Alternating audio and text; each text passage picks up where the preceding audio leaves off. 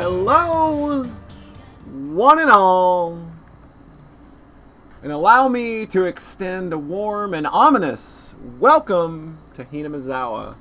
This is a special edition of the Speculationcast, where today we're going to be spoiling and speculating the question arcs of Higurashi When They Cry visual novels and anime. So, of course, if you have any interest in those at all, and you haven't been following along with our streams, this is probably the appropriate time to get out, leave. We don't want you here, because we're gonna be talking at length about the Onikakushi, Watanagashi, Tatarigoroshi, and Himatsubushi arcs, and there's gonna be a lot of speculation about the future at the end as well. So if you need to, hop on out of here. We'll give you a moment to do that. And I'll also say up front, we're tackling 60 hours of content here. And we're going to be probably doing that in about 2 hours or so. So we obviously can't sit here and mull over every single little minuscule detail. So expect sort of like a broad, generalized opinions on most things, with the detail given where each of us kind of feel that it's necessary to do so. So, why are we doing this? Why are we doing this, everybody? What are we doing? Wait on you, boss. What? You're waiting on me? You're waiting on me. Yeah. Why are we doing this? So why are we doing this? That was the cue for the people in the call to say, this is why we're doing something. I need to vent.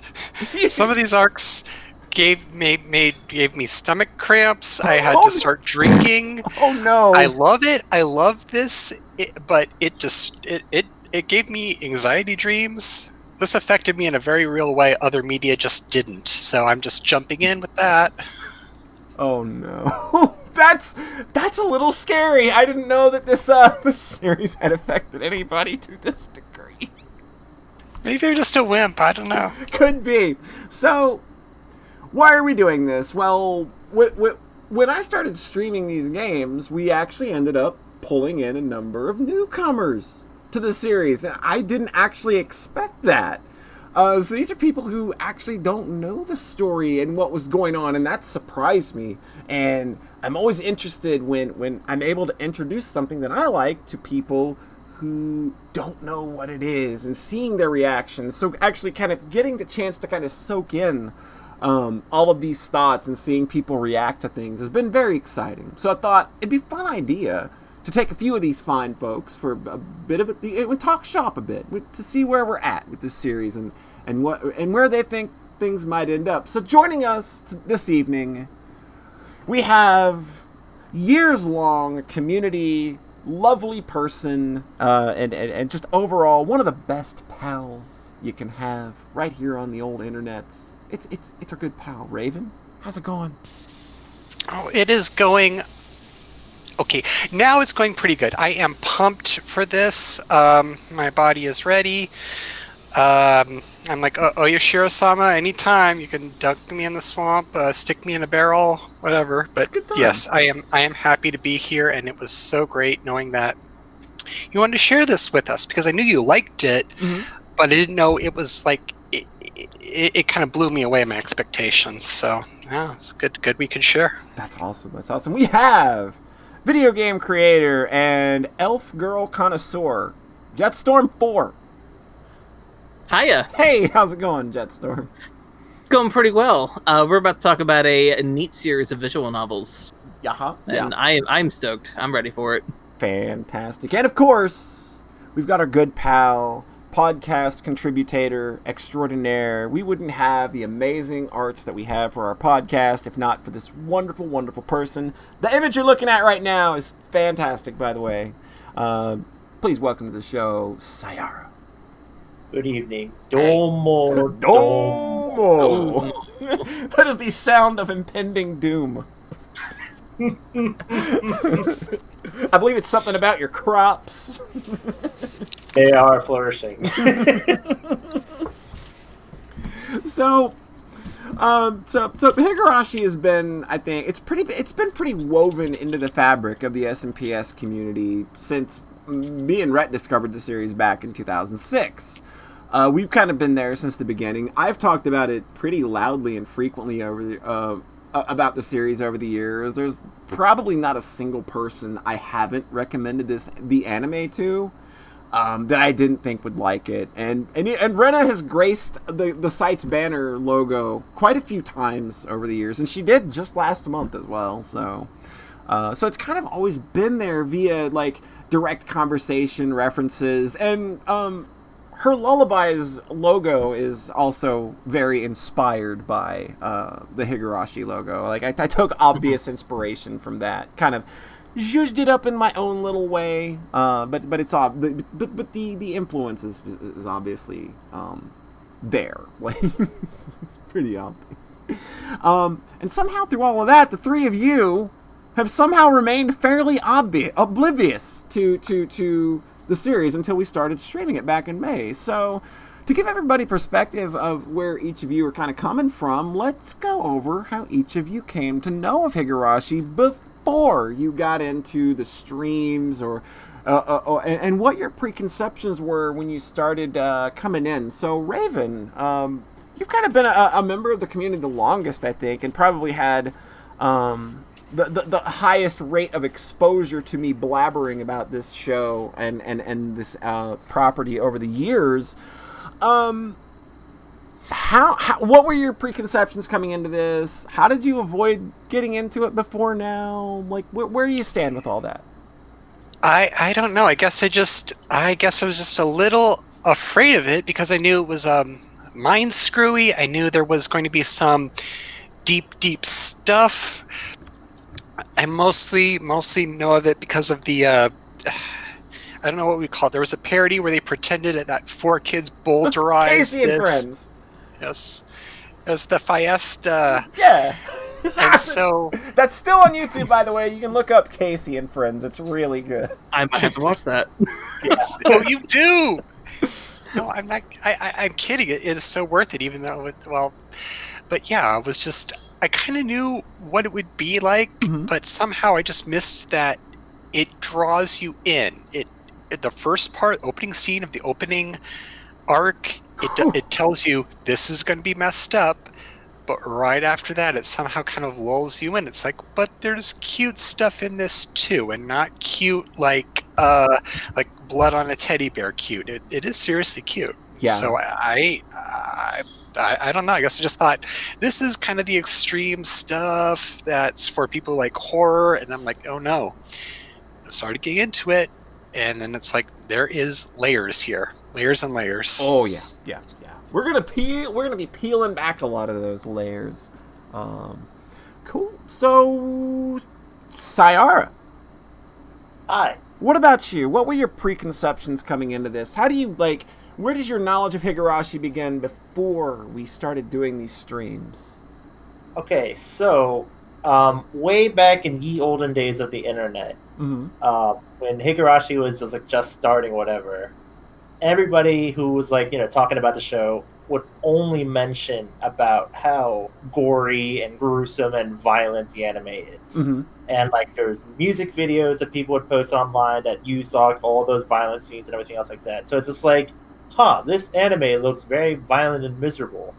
But at the same time, when Rhett started using Rika as his signature on PSOW and stuff like that, I'm like, how is this cute anime stuff the same as all this other horror and gore and gruesome stuff? And personally, I'm really terrible with stressful shows and animes and stuff like that. So and just like that's a key reason is why I was just like, how are you sticking around for this? I'm actually kind of surprised by that too, to be honest with you. I think maybe because I have people with me. Yeah, like we're all kind of going through this. We're going through this muck together.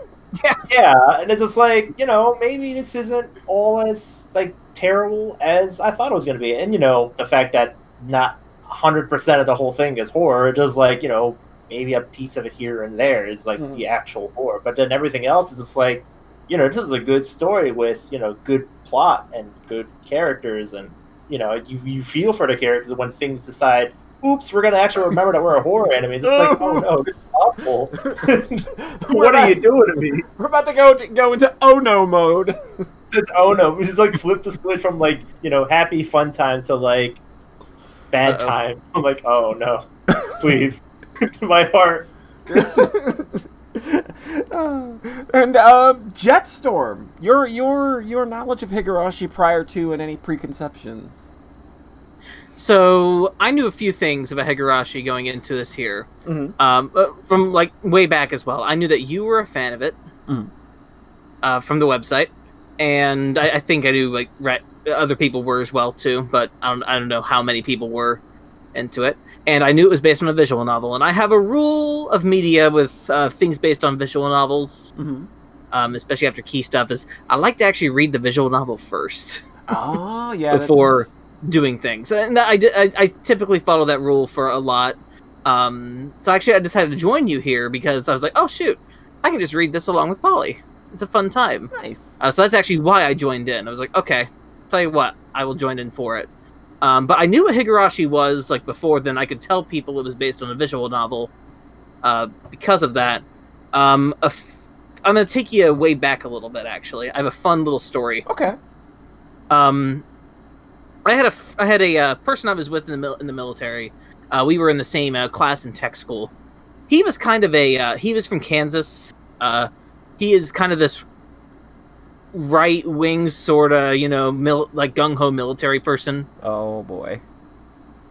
It's actually the story gets really weird. Okay. Okay. I actually we wound up stationed at the same base in South Carolina, in the same career field. And a couple of years later, he started going through he started to mellow out, and he started like change and like kind of in weird ways that I wasn't expecting. I actually asked him what was going on one day. He's like, "Oh, I discovered anime." What? Okay. Turns out he watched Full Metal Alchemist. Actually, is what kind of mellowed him out. Apparently, I don't know what happened. I honestly don't know. He turned 21. Once he like turned 21, and he was a little younger than I was. Once he turned like 20, 21, he started to like. It's less like he started to mature a lot. And then apparently he discovered anime. He's like, so then after I watched Full Metal Alchemist, then I watched Full Metal Alchemist Brotherhood, I tried watching this show called Higurashi. Uh-oh. And he was very confused. I had to explain to him what was probably going on, just from what he told me. Right. Yeah, Higurashi has this that. Is a visual novel. What is this thing doing? Right. What it's probably doing, it probably has a couple different choices. I didn't know what the visual novel was actually structured at this point either. I was like, I knew it's a visual novel. These typically have choices. There's typically different routes in visual novels. And it's probably going through different routes at different times. So I was familiar with the key anime adaptations. Yeah. Familiar with other stuff as well, like that. So I was able to explain to him that this might not be what you're looking for right now. Yeah. But you might want to put it on the back burner for now. Might not be for a beginner. Because he liked it. He actually was liking it nice. through like the 4 episodes too, which was like, oh wow, okay. I've not seen those episodes then at all. I've only now seen those episodes recently. And now I know the full context of that story. And now you know like why when people hit episode 5, they go, "What the fuck just happened?" I did the same exact thing. And I'm reading the visual novel with you. That's the best part. It's such a good moment. It's a good opening. But yeah, so that's kind of my weird story about he mellowed out completely. I don't know what the hell happened to him exactly. Sometimes people just you hit a people point. Mature. Yeah, like people like I've seen it happen, You know, he's maybe in a different environment. Yeah, like a different environment. The thing is, in the military, in a different environment with a whole bunch of different people. Our lab was a very wasn't quite the most diverse, but I think probably just a few different mindsets and a few different viewpoints there. I think sort of mellowed him out a lot. Right. Cool. So that's kind of where we're all coming at. Like I am obviously the person that's been here since day one. I have not read the visual novels in their entirety prior to these streams. So that was sort of the impetus for this happening, is that like, okay, what the fuck else are you going to do in the middle of a pandemic? I'm not going to be the idiot that's outside running around partying at night. I'm going to be the idiot that's going to hang out with my friends and read them a visual novel. Because really, what else do you want to do? Like, just party inside your house while reading Higurashi. Exactly. That's the best kind of party. So what we're going to do is we're going to kind of go over the 4 arcs that we went through. We're going to like talk about each one of them a bit, kind of like see like where everybody's at, how they felt about it, what they took away from it, and all that. It's going to be very straightforward, easy to follow, and we'll just talk at each arc until we're ready to move on. So we start with the eponymous Onikakushihen, which has probably the most, one of the more memorable openings of an anime/visual novel ever. It's like, oh good, somebody's getting beaten to death, and it's fantastic. Great. Great way to start things.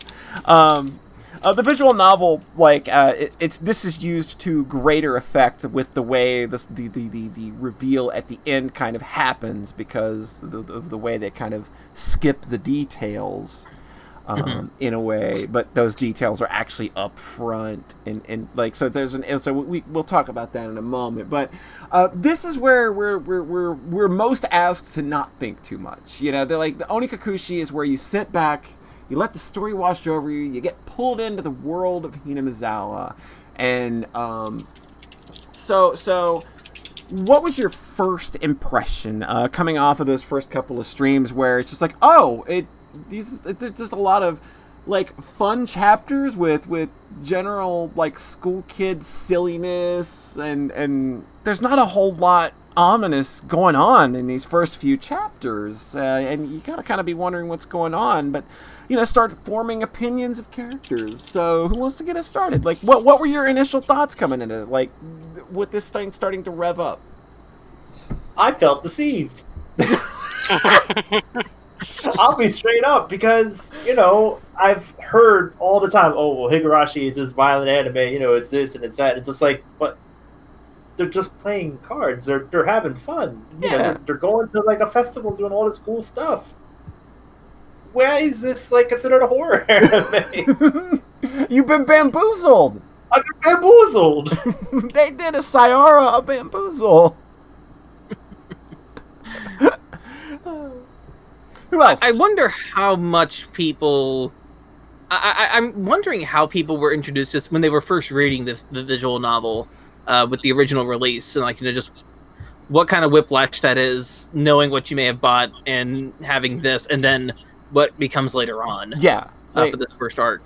Because this is an arc that kind of just, it coils around you very slowly. The things that start happening, all of the machinations that are at work that start kind of steering this story into darker territory, they creep up on you. And this is the most setup of the 4 arcs. Oh yeah, because this is where we're learning to do, like, we meet Rena, we go to school with her, she's adorable. She's so adorable. We meet Mion, and she's talking about Keiichi's dick, which was a moment I was not expecting. You know, like, we get trapped by Satoko the first moment we enter the classroom. Like, this is all the fun setup. What about you, Raven? Where were you at with these characters when we started introducing them? I guess I was a little shocked because, to use the obvious comparison, Doki Doki, Literature which I think club. I also got into from this community, Right. kind of got me set up. So it's like, okay, I know they're going to kill me, and I know they're going to be cute doing it. I guess I kind of got stunned, because I'm like, okay, Reina's the girl next door, Mion's kind of the one who, you know, maybe a little more standoffish. but they're all great designs. Even if this wasn't horror, this would be a little cliche, but a good solid standing for just a melodramatic anime. Mm-hmm. Yeah. The character designs are all great. You can just look at them and you get, okay, maybe Mion's a little tomboyish and a little feminine she has her long hair, but it's in a ponytail, kind of little jacket, I think, or her overshirt. Mm-hmm. She calls herself old man. Like she's very, she's very, like, she's not hyper masculine or anything, but she's definitely got some masculine qualities that kind of like, just comes from kind of her place in the world. It just as a character design thing here too. The long skirt that Mion has kind of gives her a little bit more dignified air. Yes, to her as well. That sounds to me intent. That kind of was the first thing I kind of saw about her. Yeah, she's like the class rep. She's kind of got to have that kind of a little more of a dignified look to her, I suppose. Yeah. Any other character thoughts coming out of before we start diving in? I think for this one, like Sotoku and holy crap, Rika. I can't think of her name for a second. They are here, but I don't know how important they are quite at this point. Yeah, they're very they're just kind of introduced here. They're very background. This chapter is a very, very, very focused on Rena and Mion and kind of like Keiichi's relationship to them and sort of like where he's going to end up with regards to that relationship. So when the story starts taking its turn, when we start feeling Keiichi being pulled in a direction, and as the reader / watcher, we're helpless to stop it. He takes this really uncomfortable slide into insanity and being paranoid of everybody around him, and ultimately where that leads with the murders of Rena and Mion. How did that leave you feeling? And like by the time that chapter had come to a close, like knowing there were more games, like what did you think was happening after that? Like you get to the end, he kills his two best friends, and he kills himself. What happened next? What about you, Jetstorm? What was your first impression here? First thought was, wow, Mion, that concealed carry that open carry didn't really help you, did it? Did not help. It should be noted, like if you haven't seen the original sprites, Mion's casual clothing, she's carrying around a fucking gun for some reason. I believe it is a reference to Gunsmith Cats. I told my brother I showed my brother the original because I showed him the anime. Mm-hmm. I showed my my younger brother who's a little bit older, who's old. 2 years younger than I am. Mm-hmm. I showed him and his wife the anime. Yeah. The first 2 arcs so far. And I told him about the original character design, and I told him the year, like 1983. He's like, it's probably to denote the year or something. Could be. I don't know if that's exactly the case, but I don't know how gun laws in Japan actually come about at that time. So I haven't done any research.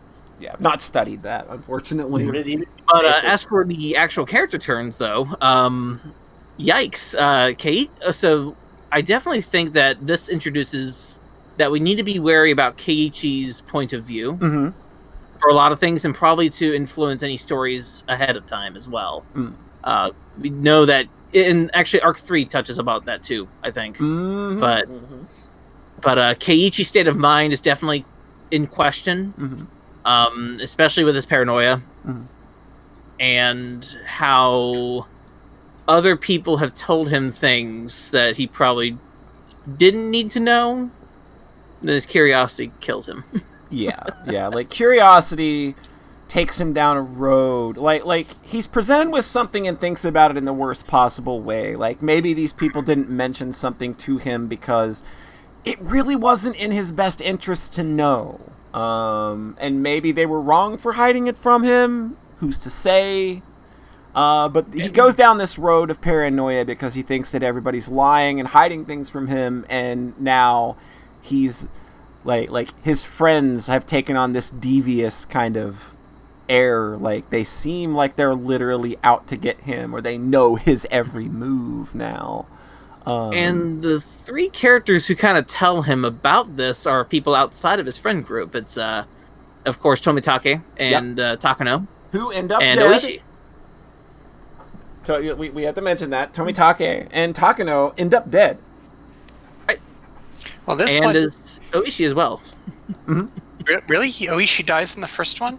He does not die in the first one, but he is another person outside the friend group who is he's another ideas. influence. He's sort of the instigator here. And I don't know if he's exactly doing it on purpose, or if it's just that, or if it's just Keiichi's interpretation of his words. Correct. In there, and we actually don't know that throughout. So I think it's I think that's the fascinating turn here, is that we need to be wary of Keiichi as a protagonist a little bit. Okay. Raven. Yeah, see, that's all very good, but I'm kind of struggling with it because this thing is kicking my ass with the way it goes. It plays both sides. Because, yes, Keiichi chat hammers on this point. He needs to listen to his friends, but his friends aren't perfect either. One thing, if I can just skip ahead a bit, sure, kind of make my point. Sure. There's that scene where Reina has, I don't want to be ableist, she has lost it. She's trying to force her way into Keiichi's house, and when he finally gets her off the door, she's just kind of mumbling, I'm sorry. That could go so many ways. She could be trying to warn Keiichi. She could be saying, you have to kind of make amends for what you're doing and where you're going. But it could also be that, maybe she's part of the threat here. Is she really trying to lure him back because she realized she went too far? So, yeah, I kind of want to say it's a story about, you got to trust your friends. But the first one is right when we start to see that they make mistakes too. We know that there's an incident in Rena's past where she broke out all the windows in her school for some reason. We don't know we don't know why. We know that is something that happened. We're given vague details, and you can obviously make some very ugly assumptions about what probably happened. But it's something that's obviously it's a series that deals a lot in trauma, and you can see that certain characters are kind of processing some things differently in that way, I think. So in terms of, like, she's got something to hide, meaning, like, your friends aren't perfect. Not everybody's going to know everything about everyone. And that's sort of one example of Keiichi not being aware that Rena has a past that maybe isn't very pretty. There is also Rena. We know that she sees Keiichi acting strange, and it's the same exact way that Satoka's brother acted as well. Yep. Before that's told specifically in this first arc. Yeah, it's literally Satoshi's introduced. Yeah, the name Satoshi Hojo is introduced, and that's Satoka's brother, who's already disappeared by the time this story starts, but nobody's really talking about it. They keep saying that he transferred out, but with all the evidence that Keiichi's been presented with, we kind of know that's maybe bullshit. Mm-hmm. But what about you, Sayara? Like, where are you feeling, like, with everything that starts coming together in Onikakushi? And as we kind of careen toward, like, the darker side of where this story is going and where these characters are going, how'd that leave you feeling? So, Keiichi's, like, narration after he starts going down the bitter end starts to make him into, like, a what's that word for it? Inaccurate narrator. Like, he's an unreliable narrator. Yeah, unreliable narrator. Yes. Mm-hmm. So it's like he portrays to you, like us, the readers, a story that may or may not be true. Which, unfortunately, we don't know whether or not we can believe what we're seeing on the screen. Correct. Like, he'll do things, but then, like, at the end, they say, well, the note, for example, he says he writes, like, this one long note, and he hides it in his clock, and he hides some other stuff behind the clock, But then after everything had progressed, the narrator tells you there was only a note and it was split in half. Mm-hmm. So it's like, at what point, who do we believe? Are we supposed to believe Keiichi? Like, is he supposed to be the reliable narrator in this situation? Like, is he actually going crazy? Mm-hmm. Or is this all just like a big old setup for something else? Yeah. This arc left me like the most confused out of all the arcs. And I think that's sort of the intention. I think that when you present a big mystery like this, you're playing your best hand here. You're playing with the most obfuscation. Mm-hmm. This is the opening. This is what draws us into the other arcs. Yeah. Is maybe we'll learn something else from those other arcs, possibly. Mm. There is one thing I'm going to bring up from the anime, but I actually want to hold off on it until Arc 3, if that's all right. Oh, sure. Do we have any final thoughts about Oni Kikuchi? That anybody like any opinions or just stray ideas that kind of jump out at you that you think might help kind of piece things together moving forward? I don't know if this pieces things together moving forward, but I kind of want to talk about, like, with character motivations, maybe. Are we going to come back to this, or...? We can do this anytime you want. If you want to roll with that right out of the gate, let's do it. Okay. Do you think that that's the real Reina and Mion Keiichi's seeing? And if so, are they trying to warn him? Are they maybe they know he's going to kill them? And they're like, well, we got to do what we got to do, because if they wanted to fuck him up, they would have. How dare you fucking curse on my podcast?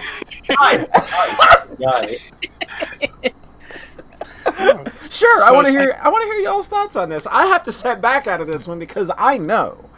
But sure, you three, have at it. This kind of brings back to the thought I brought up. Like, Keiichi may not be the most reliable narrator we have, because we're seeing the story as seen through his eyes, right? Mm-hmm. So he's seeing. And that's the same thing I'm saying.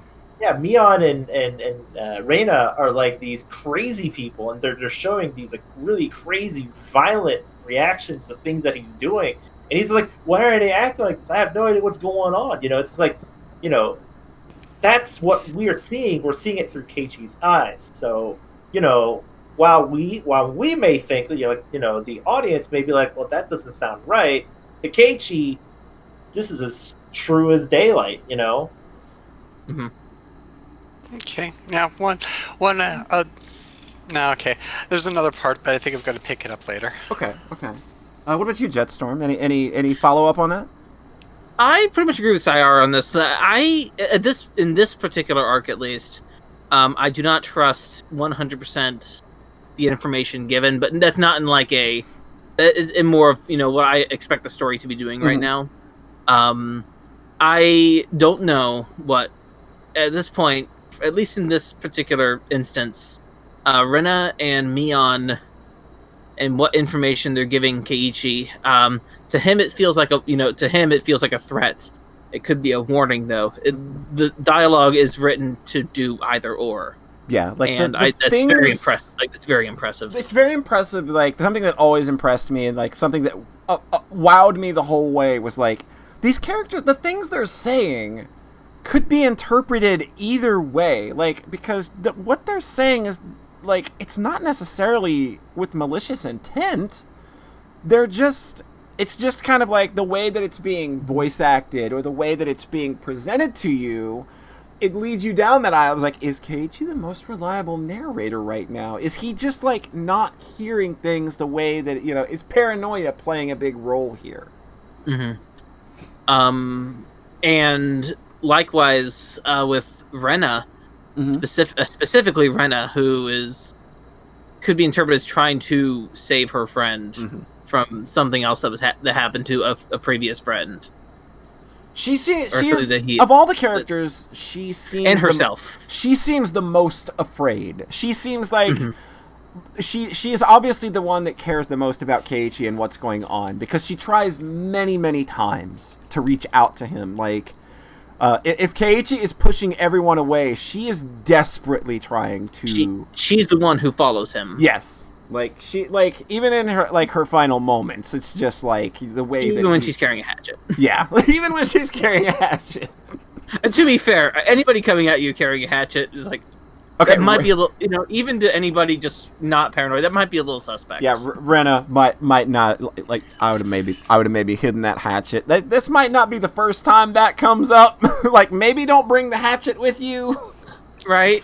At least wrap it up in something. Wrap it up in something, or hide. To be fair, I know you want Colonel Sanders, but please. The freaking Colonel Sanders. Good old Kenta-kun.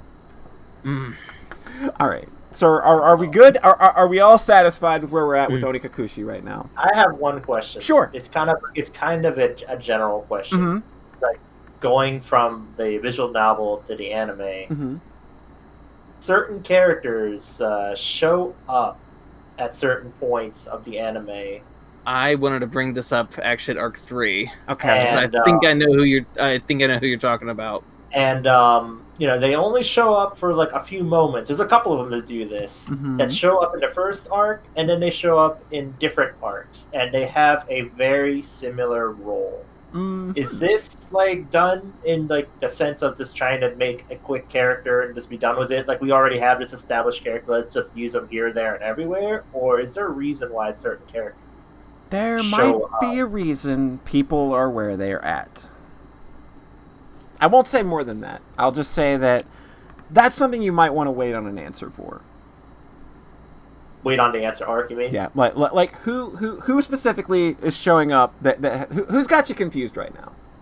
Okay, so the doctor Ire Sensei, shows up for like 2 seconds. Yeah. After Mion and Reina talk about the director is going to come see you, and it's just like, who is this director and why is he suddenly a doctor now? Like, I thought the idea of use coach as well. They use coach. They use director. I'll go ahead and bring this up now. Sure. I haven't seen the anime. Yeah, in the anime, they do talk about the director. I think I forget what word they actually use. They use the director. They use the director. Okay, and then for a split second, also when Keiichi is looking outside, it is Irie there. Yes. It is Irie there. I assume when the visual novel was written, he did not have a sprite yet, and he I don't know that Irie's may not role. even have a name. Yeah, I don't know that Irie's role had been fully realized by the time they finished that first game. So but like when the anime started, the visual novels were already finished, so they already had everything to work with, so they could go ahead and plug those details in. So yeah, he's supposed to be there. He is always the director. Yeah. Okay. Yeah. Cool. That's something you brought up. All right. We'll talk more about Irie. Oh yeah, Irie. We're going to be talking more about Irie going forward. Absolutely. So we're good with Onikakushi then? Yep. All right.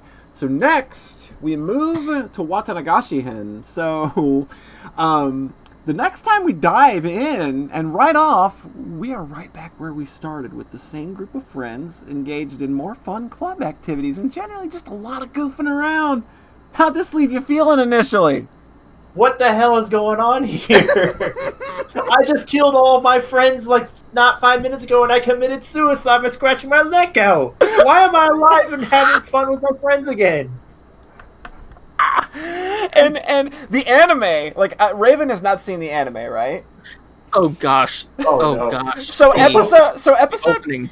so episode 5 of the anime starts with a scene that it takes place at a point later in this story near the end, where a couple of characters have gone missing and we find out what happened to one of them.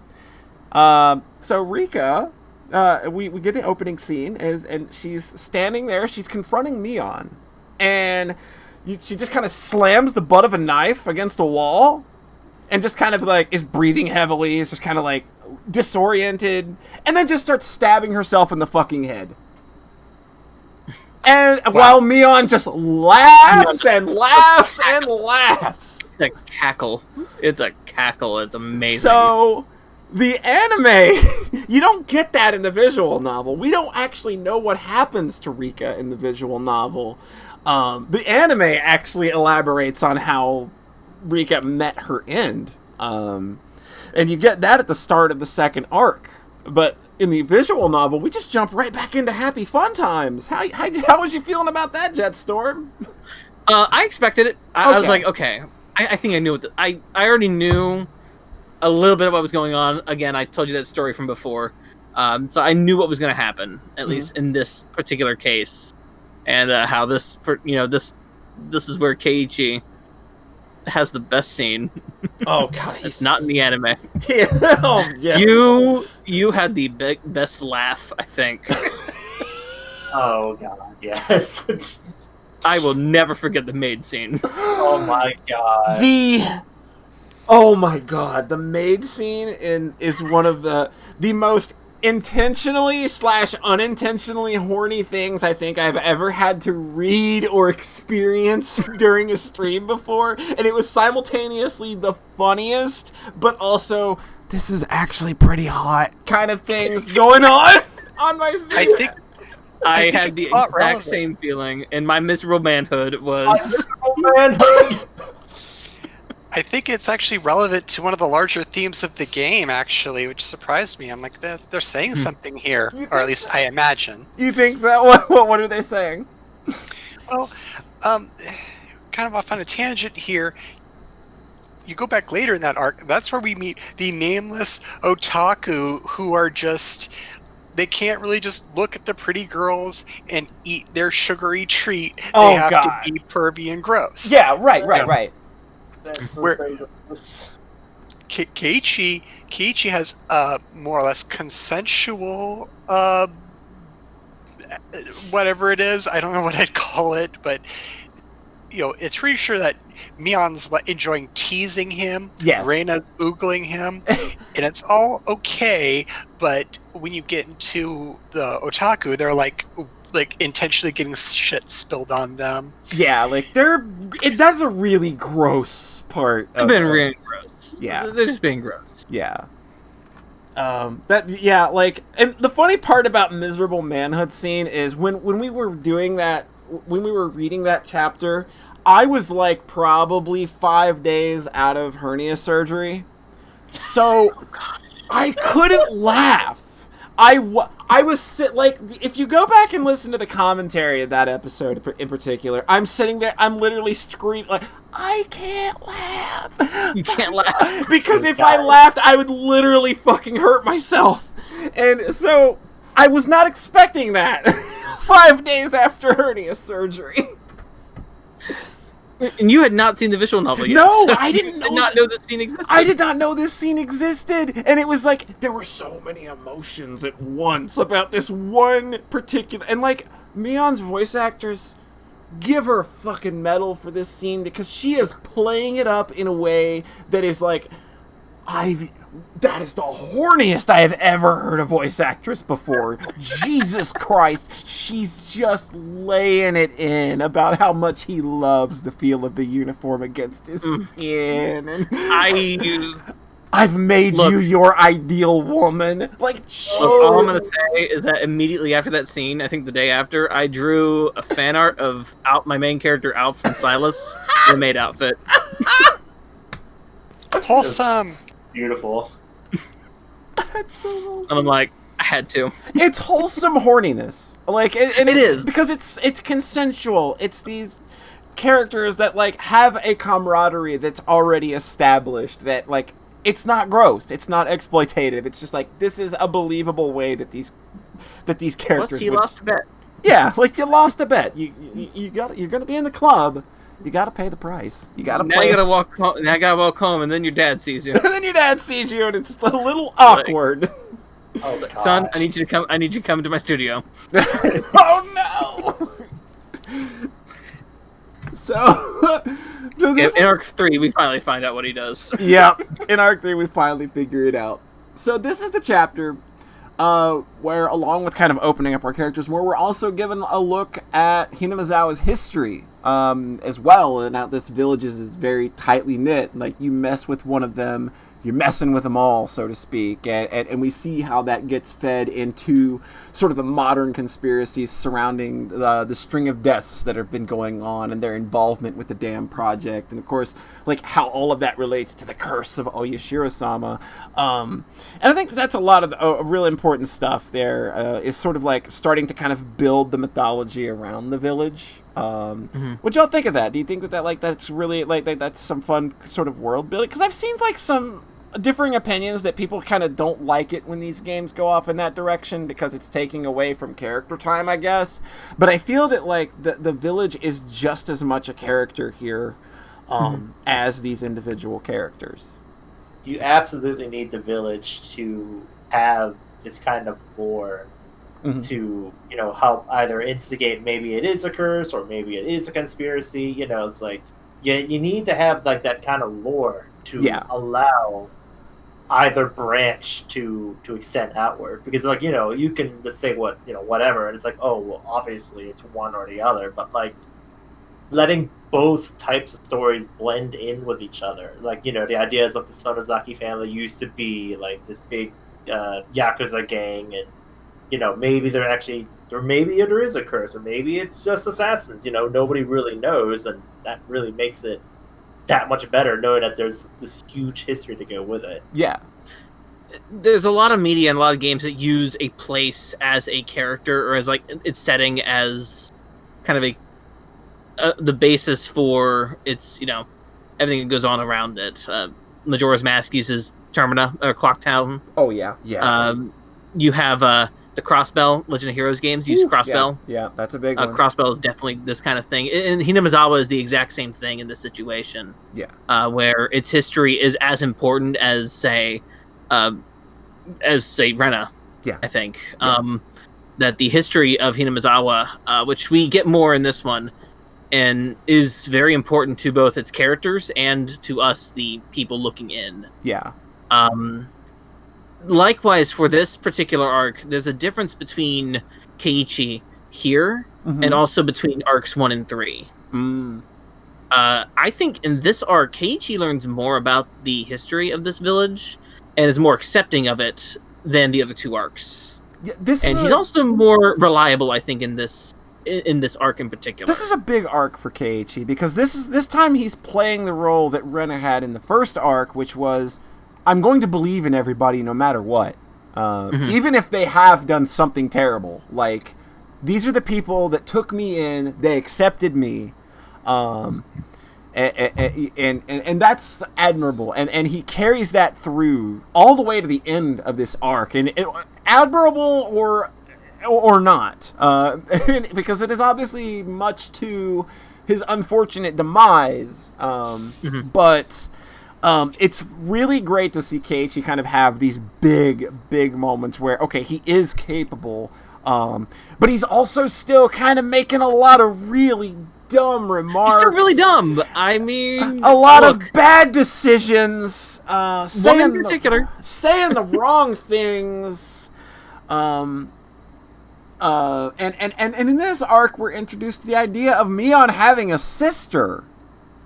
And they spend a long time beating around the bush as to whether this is Mion trying to act out her feelings toward Keiichi using sort of this softer demeanor of her sister Shion, or is Shion actually real?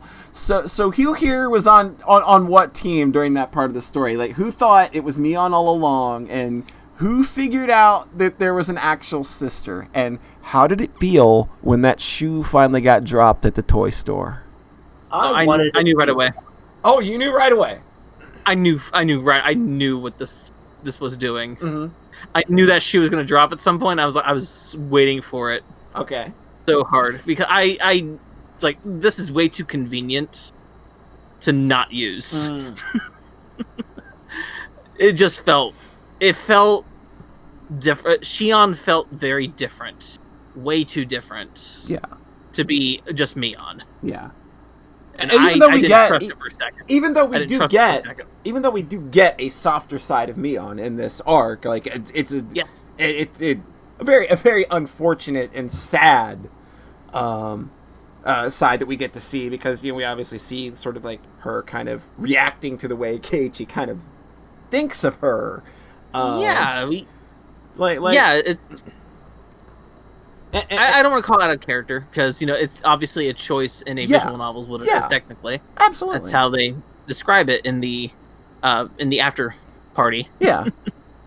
For that, but yeah, it is Keiichi basically just saying straight to Mion, I don't see you as as a girl I need to respect. I guess. Yeah, you're one of my boy. You're one of my dude friends. I think if you like one of the boys, saying that. I kind of struggled. Oh, go ahead. Go ahead. That, for Shion or for Mion, that hurt. Yeah, that just straight up hurt her. Mm-hmm. Kind of struggled to put my finger on what exactly the difference is between he's treating her like a girl versus a boy, because he gives Reina crap sometimes. Mm-hmm. He reacts to Satoko, pulls no punches about like flicking her forehead. Yeah. What I think is when he doesn't really care, when we say he's treating Mion like a boy, it's because he's written her off. He assumes they could never have feelings for each other, or is it because he's brushing her off, like he thinks it's okay to hurt her? Mm-hmm. Because with the others, it's teasing. It's clearly he's just being he's just gentle ribbing. With Mion, he can be a little more mean. Yeah. I think it's sort of like these things hurt her to a degree much larger than they might hurt the other characters, because she does kind of obviously have these feelings that she can't quite sort out about him. And obviously it's like, it's a much bigger thing. Plus she's a teenage girl. She's having teenage girl feelings. And those are big. And like, So I think it's sort of like things get exacerbated a little more. While I do think that it's true that Keiichi is kind of meaner to her to a degree, I think that if we kind of look at it in terms of how he treats everybody, like, I don't think that he said anything super outwardly as like meaner than he's said to maybe Satoko or even just the playful ribbing that he does with Rena. I think that it might come off that way because they're kind of presented more buddy. Like Rena and Mion and Keiichi are like the buddy comedy here, which is kind of like a bit of their dynamic, and so I think that like she got in a little too deep, maybe. Like, it started out as playful ribbing, but then eventually like it actually hurt when he did something really insensitive that wasn't intentional, but he was kind of too stupid to realize that it was stupidly really insensitive anyway. Mm-hmm. Mion also is, I think it's also her position. Mm-hmm. Like, I think a lot of it is her position as the next head. The next head of the Sonozaki family.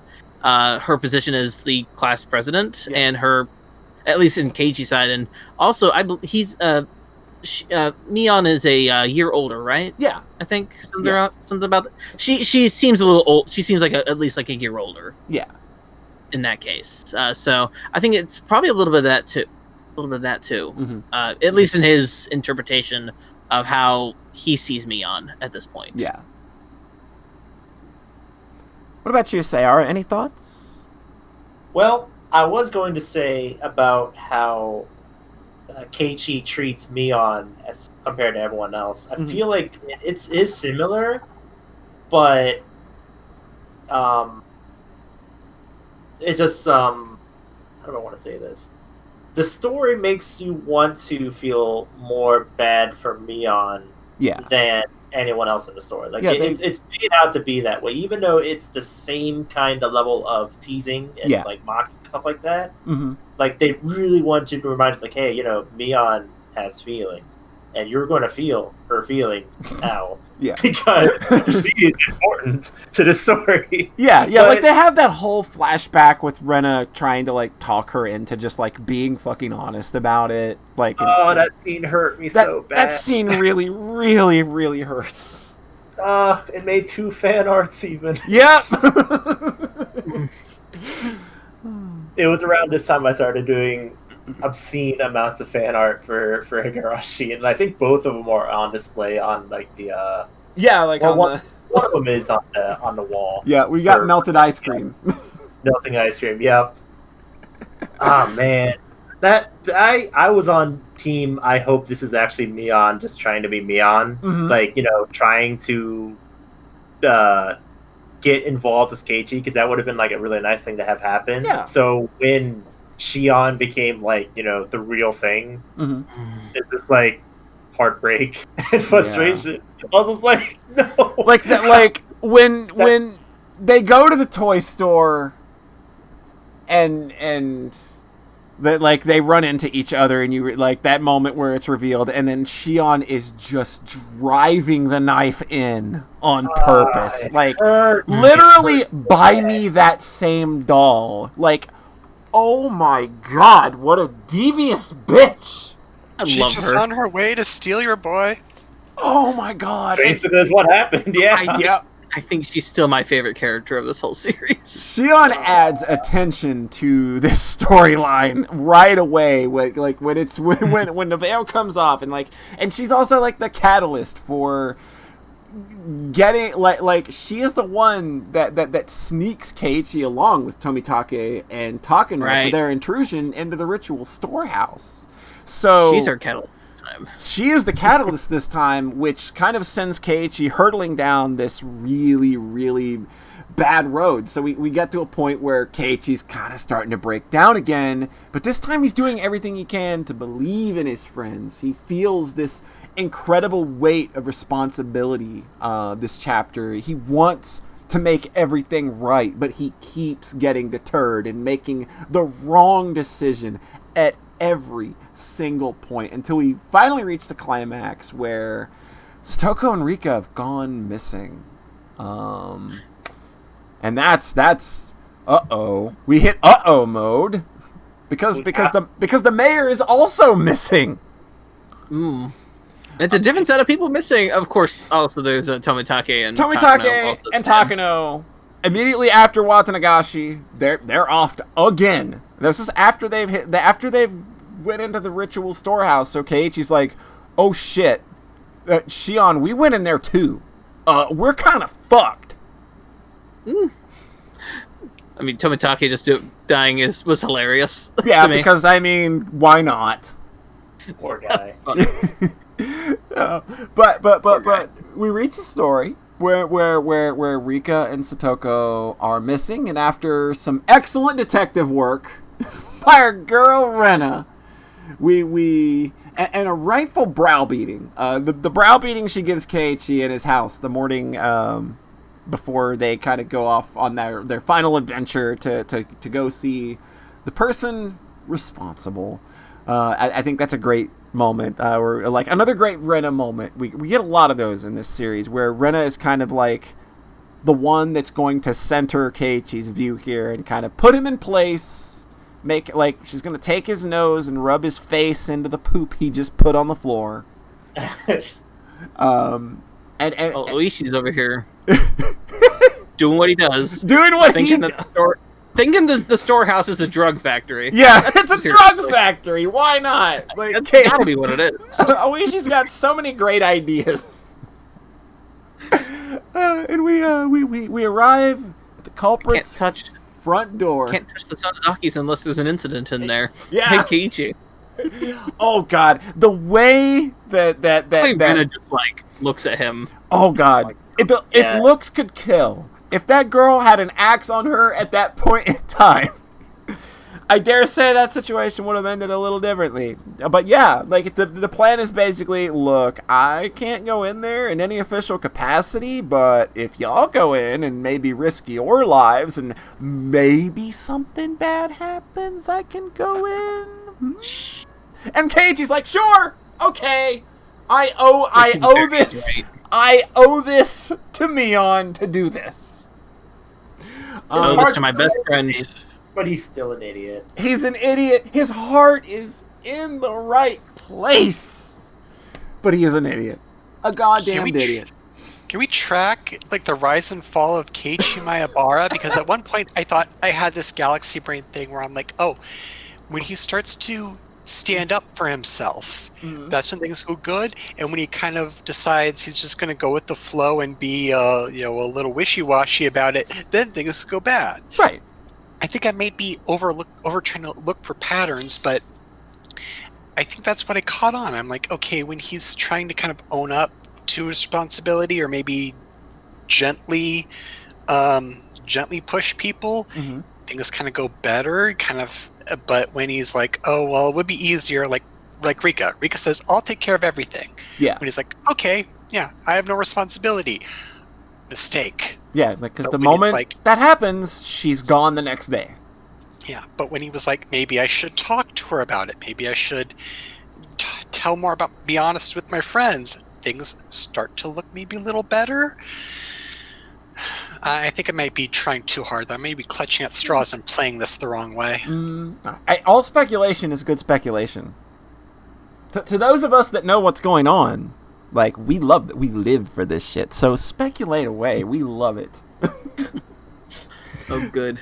So we reach the confession with Mion kind of just spilling everything that she's done, and Keiichi going through this big production of, yo, look, I'm sorry I went into that into your murder warehouse. Like, I'm big sorry about that. And she's just kind of nonplussed about it. Like, she doesn't even seem to care about that. But eventually she just kind of agrees to turn herself in, but she's just like, look, like, if I'm going to go, I'm probably going to jail for the rest of my life. Can you at least just, like, give me a few minutes alone with the man that I love? And sort of feeling that he owes her, Keiichi agrees with Rena kind of giving all of the nope signals that she can. But I've got a feeling about Mion here. Do you? At this point. What's your feeling about Mion? I've got a feeling of Mion at this point, because at this point she confesses to every incident in some way. In some way, shape, or form that's, being involved in it. And I have a feeling that she's not speaking for herself at this point. Just because of information from another arc. Okay. I have a more feeling that she is now speaking as the head of the Sonozaki family at this point. Okay. Just kind of at this, and she's taking the responsibility of the Sonozaki family in here, and also that role. So whether it be like her saying that she's involved with the incidents entirely, I don't think that's her exactly speaking for herself. That's just her as the now pretty much head of the Sonozaki family, since her grandmother is now, I think, bedridden at this point, almost. Oh, the grandmother is also in the well. Oh, that's right. Yep. Everybody's in the well. Everybody's getting a trip to Wellsville. Wait, what? Everybody. Is she in the well? Yeah, everybody got a trip to Wellsville. She's I think she is. There's got to be some kind of obituary at the end of the arc, too, I may have missed that. Okay. But, yeah. I know that, like what you're going about, saying, like, this, maybe it's not being like Mion, but like being the Sonozaki head family instead. The way she reintroduces herself after she's basically caught red-handed, basically killing all of her friends, she's like, let me properly reintroduce myself. So it's like, was it at that point that she was like saying that she wasn't anymore Mion, but instead, soft eyes Mion? It's like she's somebody else instead. Yes. I could see that being the idea. Yeah, where are you at on that, Raven? How do you feel about Mion? Like, do you think Mion is Mion at this point? Is Mion speaking for somebody? Like, what are your thoughts on the Mion right now? I think let's see. I think there are definitely two forces at work in her. We're probably going to get into what exactly they are. But yeah, there's... Because the thing is that if she did just want to go out with a bang, she could have. She has Reina and Keiichi go into the Dragon's Den.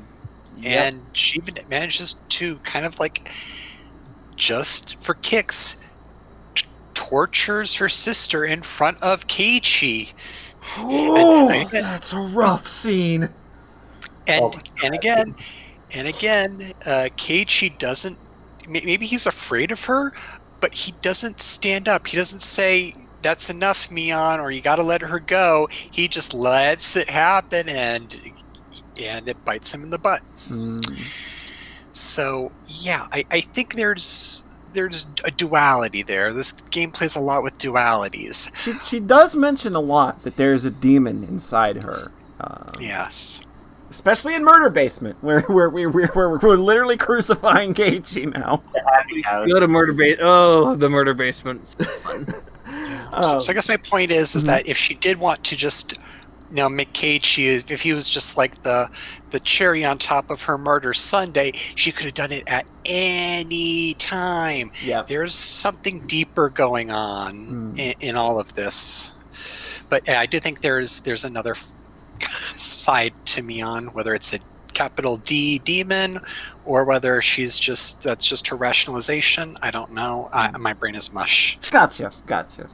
And there's this really great moment. Well, it's probably my favorite moment in the Murder Basement where Keiichi kind of it all hits him at once. It's like, dude, all she wanted you to apologize for was treating her like shit.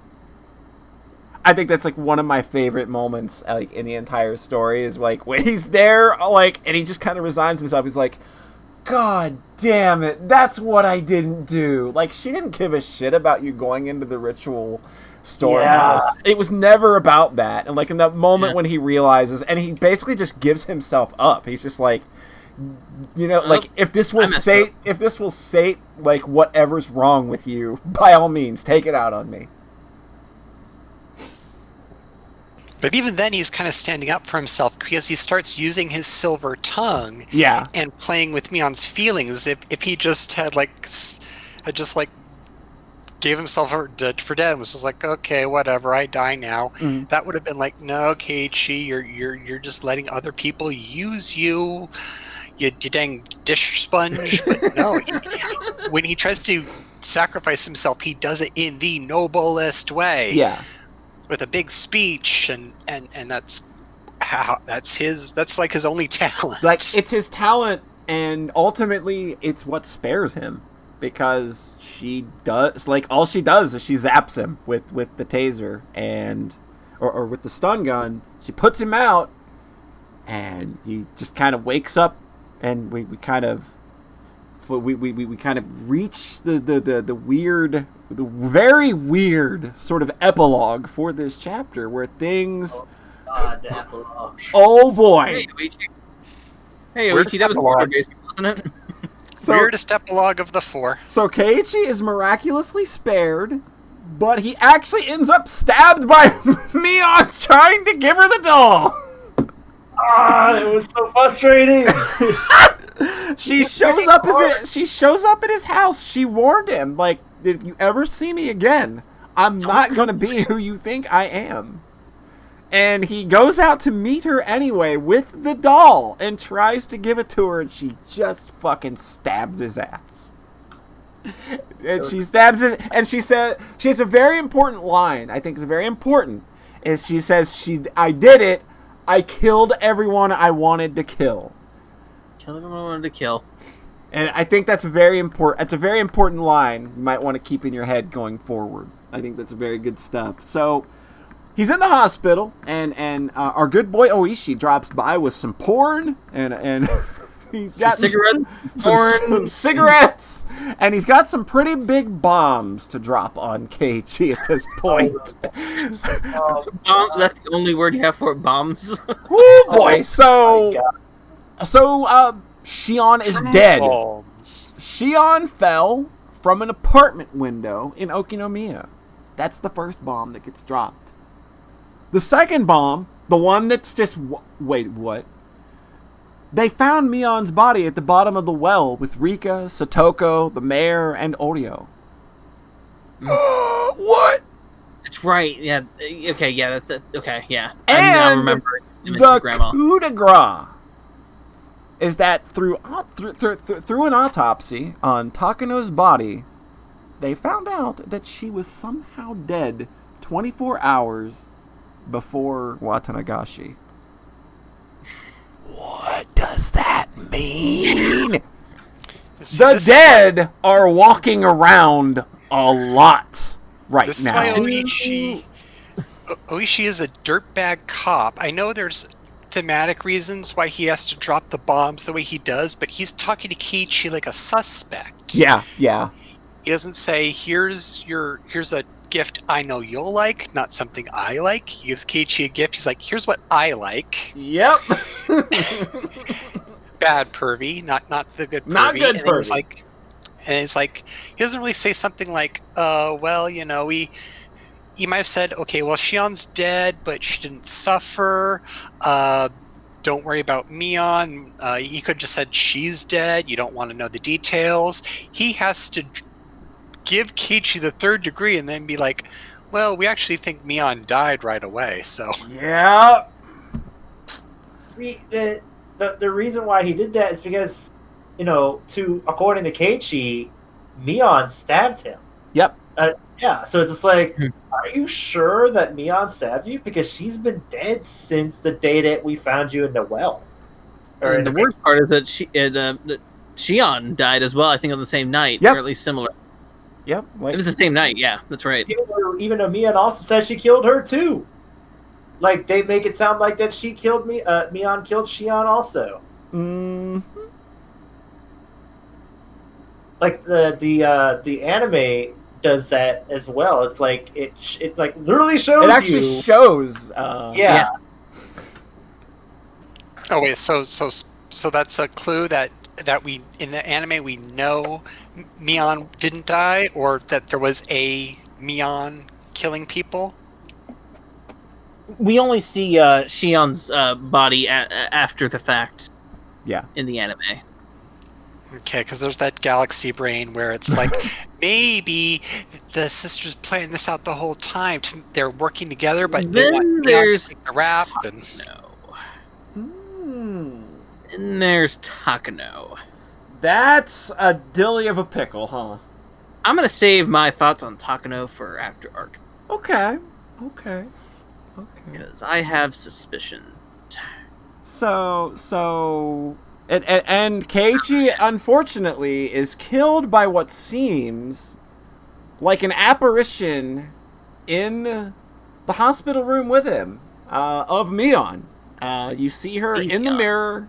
You see her sneak up from behind, and he gets that nailing done.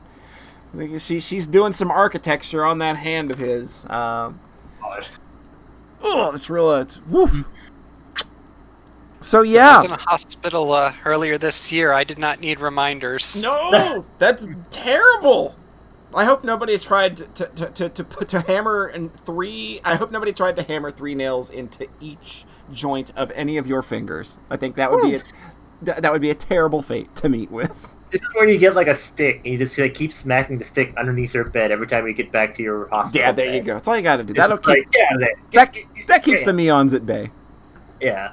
Mm-hmm. So what are our final thoughts on Watanagashi coming out of it? Like, with everything that just happened, this arc is very different, but it parallels in a lot of ways with Onikakushi. What are some final thoughts? Like, go ahead, feel free to spitball whatever you like here about this particular arc. I feel like it has a good start and finish sort of story. Like with Onikakushi, the first arc, everything is just like, so confusing. Like you have no idea what the heck is going on. At least with Watanagashi, there's a start and then there's an end. Like you know how the story ends because obviously Keiichi gets the greatest hand manicure ever. So it's just like, okay, this one arc is like a perfect telling of a story of Hinamazawa. Yeah. But at the same time, it's just like, how did all this stuff happen?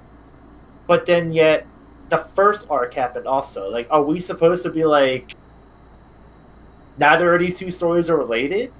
Like, are they like two completely different tellings of things? I think anything before Watanagashi is almost freely able to think that it could be happening overall, but maybe just differently. Cool. So you're taking some stabs at how this structure is now. Yeah, Okay. basically how say for example, just as the game itself said, Keiichi's making different choices throughout each arc, and what choice he makes that could branch in a different way. Okay. That's just of how this is, like the because we know in arc 3 he's already introduced to Shion. Yeah. In that particular way, maybe some variation of those events that happened in arc 2 also happened to arc 3 off to the side. And I'll go ahead and confirm that, like, Shion does exist in Onikakushi, she's just not in the story. Like, this series kind of operates in that, like, for the most part, the past is the past, and that is fixed. Anything that happens within the time frame that's being told and narrated, those are the variables. Mm-hmm. So this story before Watanagashi's very malleable. Yeah, and you can different things can happen that will affect the story going on. What story it technically was tell, because it's not just one story. It's 4 different in this arcs at least. It's 4 different stories really, all using the same pieces to tell something different. Right. Okay. But with similar themes. Raven, any final thoughts from Watanagashi? I think it's the most plot-heavy arc. The first one, I can't put my finger on the first one, but the second one, it's where we get all the plot-heavy stuff. We get more of the background on the town. We get this... That Mion, even putting... Mion and Shion, that's a microcosm of how there's a duality to everything, but mostly to Mion, that there's the fact that she doesn't even talk about her twin sister shows that she's got deep secrets. And yes, the other arcs, they do their own thing, but this is the one where it's the most plot heavy. It's the meatiest. I think it's the most dense. You get so much in this arc. You get a lot of really good character drama. You get so much of Hinamizawa and its history and how that all ties together, everything. Like, this is the arc where everything kind of feels like if they hadn't already figured out the details in the first game, this is where they had finally settled on everything and were able to comfortably delve into the details of making this world a lot more tangible. Cool. So those are our final thoughts on Watanagashi. There's one thing I wanted to ask. Sure. I don't know if it's like relevant to anything at all. But, Okay. Well, let's hear it. Back when we were trying to discover where Rika and Satoko went, there's a scene where Mion is talking to Eiichi about all of the misfortunes that have happened to Satoko. Yeah. And basically she, starts to go a bit crazy. Like she gets violent. She shakes the ladder. Starts big scary eyes. Big scary eyes. She mutters things in crazy talk. She seems very angry at Satoko in particular. Yeah, I was like, is there some kind of story between her and Satoko? Maybe it's a clue. Maybe it's a clue. Maybe it's a clue. Keep it in mind. Tuck that knowledge into the back of the old brain. We'll see how that goes. That scene really made me think that maybe Mion was not the instigator in Arc 2 that it turns out she might have been. Is the way she kind of the way that shook her up so much, and the way that it really didn't seem to later on. Yeah, like, I wanted somebody to bring that... I didn't want to bring that scene up myself because I don't want to guide you, I don't want to guide you all to the answers, so... But I'm glad that you brought that scene up, because I think that's a really important scene, because it's so weird. Like, why is she so suddenly angry at Satoko? There's some reasons we find out in Arc 2 and 3. Because you can kind of make I just make some inferences a little bit. We know about the Hinamizawa Dam project. We know about Satoko's family. Her parents were against the protests. Yeah. Because and actually the reason why it's a class reason. Honestly, it's because the money they would have gotten from the government would have actually helped support them all. Yeah. More so than just living in Hinamizawa. Yep. And being under basically the Sonozaki family, who are the ones supporting the dam, but they are also the most prominent, and that's maybe more of a theme for Arc 3. I think. Yeah, like the Hojos have an unfortunate past. Like they supported the dam project and sinking Hinamizawa. And if we go by the curse of Oyashiro-sama being a thing, they paid for it. Mm-hmm. So now, granted, we've come into question here: is the curse of Oyashiro-sama actually a curse, or is it the Sonozaki families? And even though we have an answer, we're still not quite sure. Mm-hmm. Lots of interesting. And that's the best part. We have an answer, but that answer has more questions. like by this point, I will tell you now. By this point, like the mystery is solvable. What's going on in Hinamizawa is actually solvable. So that, I'll just leave that. I'll leave that there. Interesting. So we're if we're good with Watanagashi, I think we could take like a 5-minute break, get up, stretch out a little bit, and then we'll come back and hit the last two. What do you say? Sounds good to me. All right, we will be right back in like 5 or so minutes to discuss Tatari Garoshi. Oh boy. All right. Oh boy. Oh god. I'm gonna mute while I just stretch up here. So I'll be right back.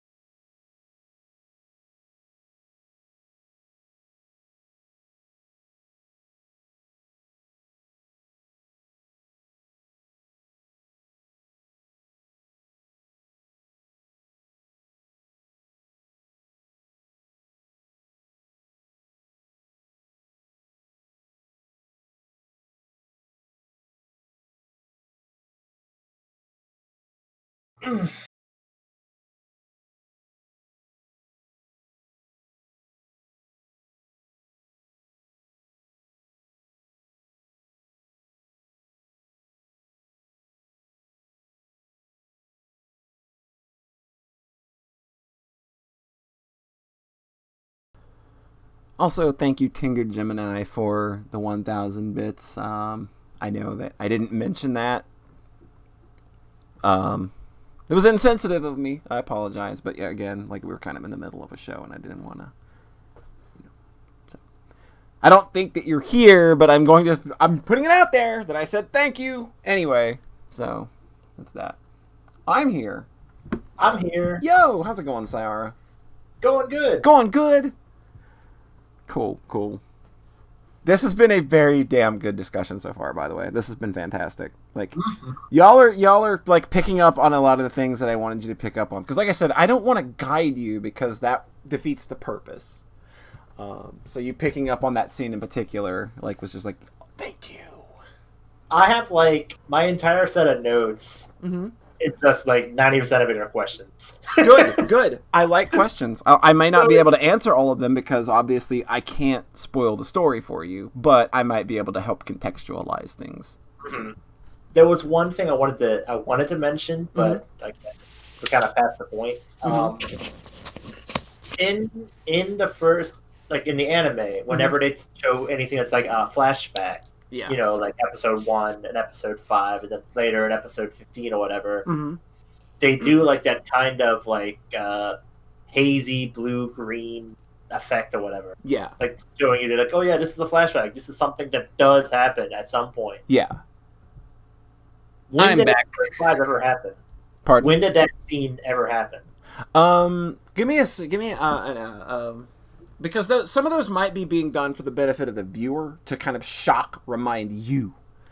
I don't think maybe those scenes are necessarily things that have happened. Like, I'm pretty sure that, like I think like there is a flashback to the murder in Arc 1. In like Arc 2 or 3, I think.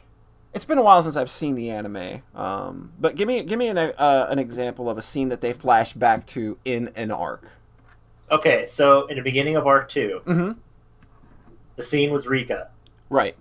And the headache jamboree. That is a flash forward. That's a flash forward. That is what happened to Rika. That is her death in that arc. Huh. So she went to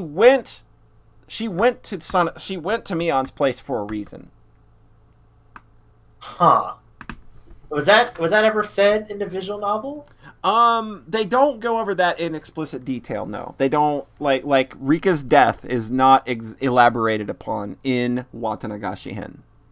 Okay, I was gonna say it's like, you know, if every other instance where they have like this hazy dream effect where like, you know, something bad happens, it shows up again in the story. Yeah, like, you know, like the very first episode where, you know, we're playing baseball. And then we play baseball at the end. We play baseball at the end of that arc, and then everything else happened. It's just like, oh shit, well that actually did happen. Yeah, and if you'll remember the way the narration handled that in the visual novel is that we didn't actually experience like Keiichi bludgeoning them to death. Like, he kind of just like, he blacks out and he wakes up and sees that he's done it. We only get the implication that he beat anybody from the opening.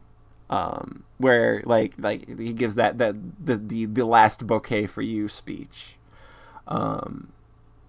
We don't actually do the beating in Onikaku in the visual novel. He kind of blacks out and wakes up and it's already done and he realizes what he did.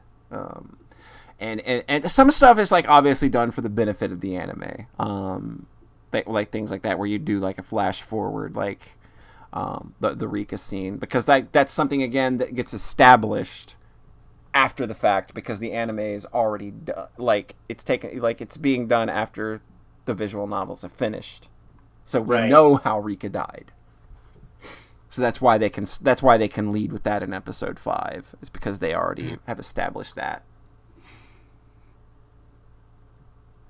Gotcha. All right. Okay. All right. So does that help make things make a little more sense? A little bit, yeah. Okay. All right, is everybody here? I have tea. I'm here. You have tea. Fantastic. I guess somebody's got to have tea. Like, John Thayer always needs his tea. So. Oh, I knew he was a Class C gentleman. There you go. All right. Oh boy. Okay. Ready to jump back in then? Let's do it. All right. Ready as I'll ever be. Giving myself an edit point here. Like 1:38:10. Okay. Hold on. All right. Making a note here for myself. This is a trillium. Okay. Yeah. There we go. There. All right. So. Oh boy. All right, everybody. Are you ready? Are you ready? The difficulty is the worst.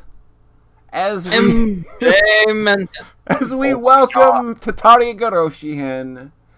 This is a chapter centered largely around a character that I'd kind of goaded our... like, when I started noticing that we had first-timers, I started goading the audience. Oh boy. I was wondering how much this would have bitten us in the ass, and well, it happened. I did not see it coming. I goaded our first timers into. We were dunking on this character a lot. We turned her into quite the meme. A lot. Satoko Hojo became known as the trash child, garbage child, garbage gremlin, etc. A gremlin. Throughout the course of the first 2 chapters. And she is the character that takes center stage this time around. And I think by this point, everybody had probably grasped the pattern that each chapter is going to center on a character. So, how did you feel going into a chapter where it's just like, oh, Satoko's going to be the lead? What were everybody's thoughts coming into a Satoko chapter? It'd be nice to get some kind of fleshing for this character, because otherwise she's basically been pretty irrelevant. Mm-hmm. She's either been in the background or killed. Yep.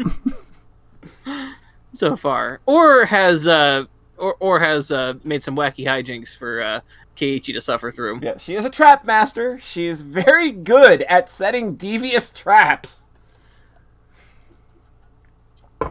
As we learn in the tips scene. We get tips this time where we get trap master tips where there are 3 courses. There's beginner, intermediate, and advanced. Those are fun little tips where she traps her.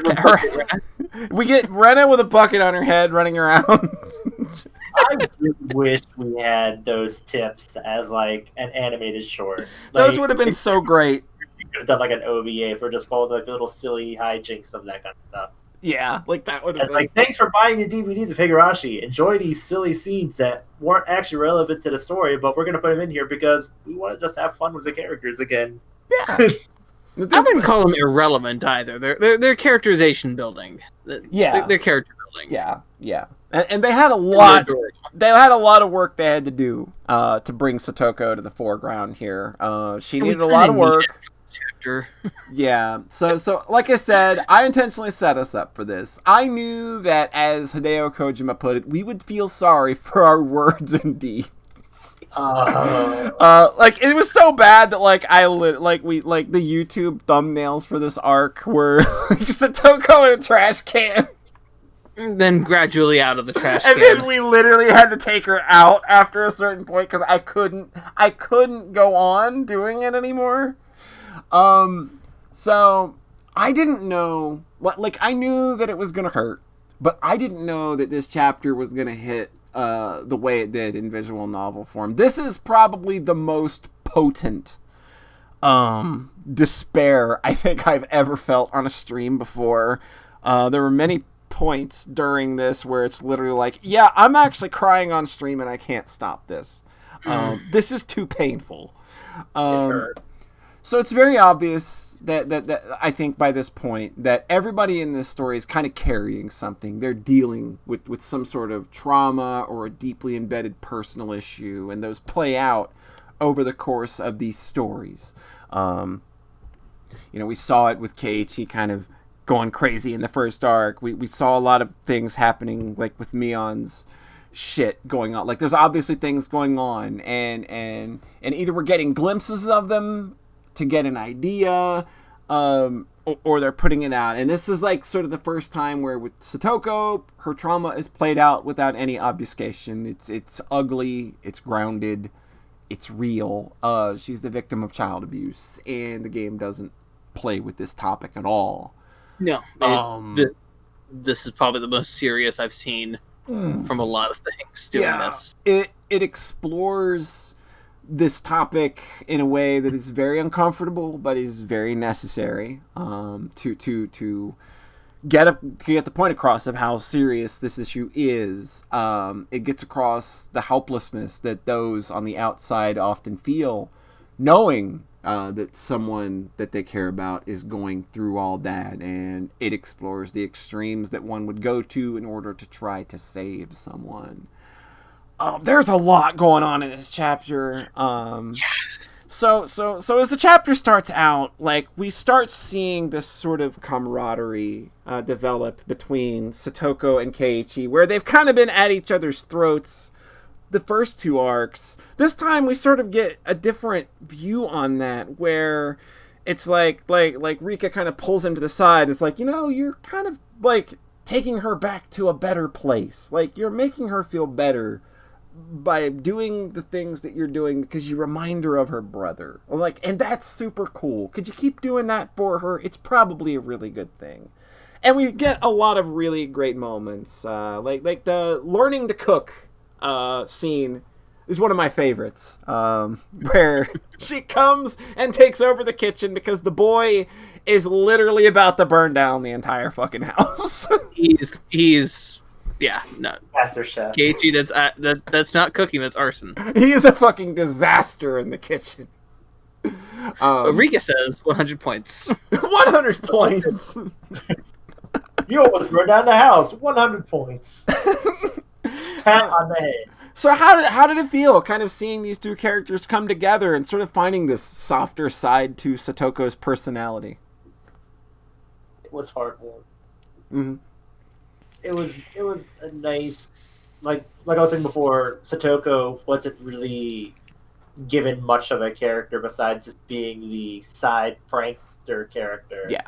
But to actually have her, like, humanizing, basically, like, from being just like from the wall side character to, an actual fleshed out character who has, very important story involved with her that, we just discover about. Mm-hmm. It was nice to see, Keiichi being the pseudo big brother for her. Yeah, like, it's very heartwarming and wholesome, like the way that their relationship develops naturally, like the way that she actually becomes comfortable thinking of him as a surrogate brother, and it's just like you start realizing the weight that she's really carrying when they talk, like because like we start talking a lot more about Satoshi at this point, and like everything he went through prior to quote unquote transferring or leaving or running away, as Keiichi sees it. Like, he's very angry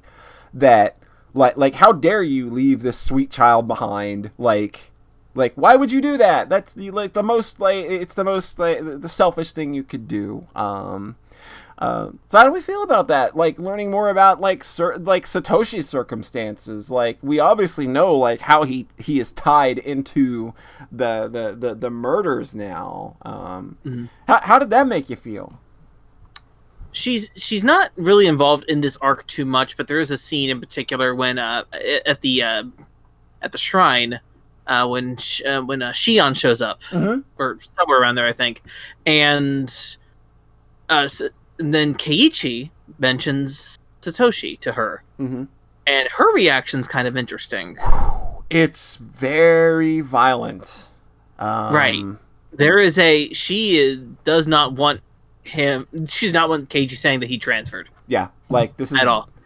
Yeah, like, and now we know. I think from that we know that there is some sort of relationship there with Satoshi and Shion at some point. Yeah. I don't know what it is yet, but something tells me that Shion knows something about this. The other thing is that, like, learning more about Satoshi, we're learning more about his place, like who he was and his own relationships. And that sort of help us with that arc 1 a little bit. We learn about Coach Irie. We learn about Irie's reaction to the Hojo family's issues. Yeah, like what they're going through. Yeah. The children, specifically. He's very sympathetic to both Rika and Satoko's situation, where they both have lost their parents, and being an adult, there's still not a lot he can do about that, which becomes a bigger issue later. Yeah, like it's the way they kind of set like the specter of Satoshi has been hanging over this entire story for a while, so we're starting to peel that back a little more. We're getting him more involved with that by kind of learning about him more through his sister and how like she's growing with like to have this warm, nurturing relationship with Keiichi through that. Likewise with Rena and Mion, just kind of saying also they kind of don't know what happened to him. Yeah, in a way. Yeah, I think I don't think they're hiding anything really. I think they don't know. They're probably just kind of told to say that he transferred, and I believe him actually at this point. Yeah, so you think that like they're not actually hiding anything at this point? I at least for sure Rena, and well, at least maybe I don't know. Because Rena's a good girl. Rena's a good girl. Mion is a good girl sometimes.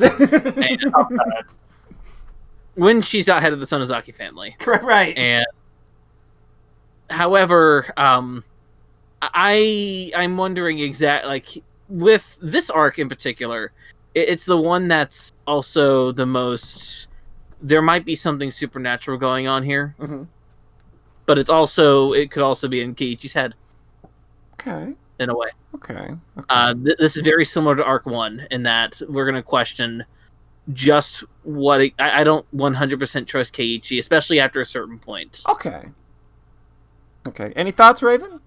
I trust Keiichi. I maybe this is coming off as me being contrarian, but this is an arc where I think there's the least hint of something supernatural. I do notice that past a certain point, Keiichi does start acting the way Reina started to do when she was stalking and threatening Keiichi in Onikakushi. Past the part where Mion started getting overtly violent and threatening in Watanagashi. Keiichi does this here too past a certain point, but there's no doppelgangers, there's no vivid hallucinations. I think this in my mind, I may be wrong.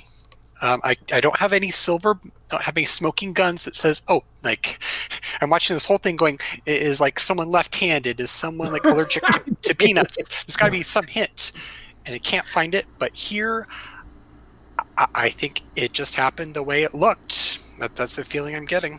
Do you think that this arc is very much what you see is what you get? That's where I'm going to put my money on. I'm probably going to be played by the fool because going into it, I thought, oh, we're going to get more Satoko playing pranks and, and being sad when she gets caught. And I got taken to school. Oh, maybe I should have learned a lesson. We really got taken to school by this chapter. So maybe should have learned a lesson, but I didn't. I'm going to be like, nope. This is where the duality and the ambiguity breaks down, and we get what we see. Man, Satoko's uncle returns. Returns.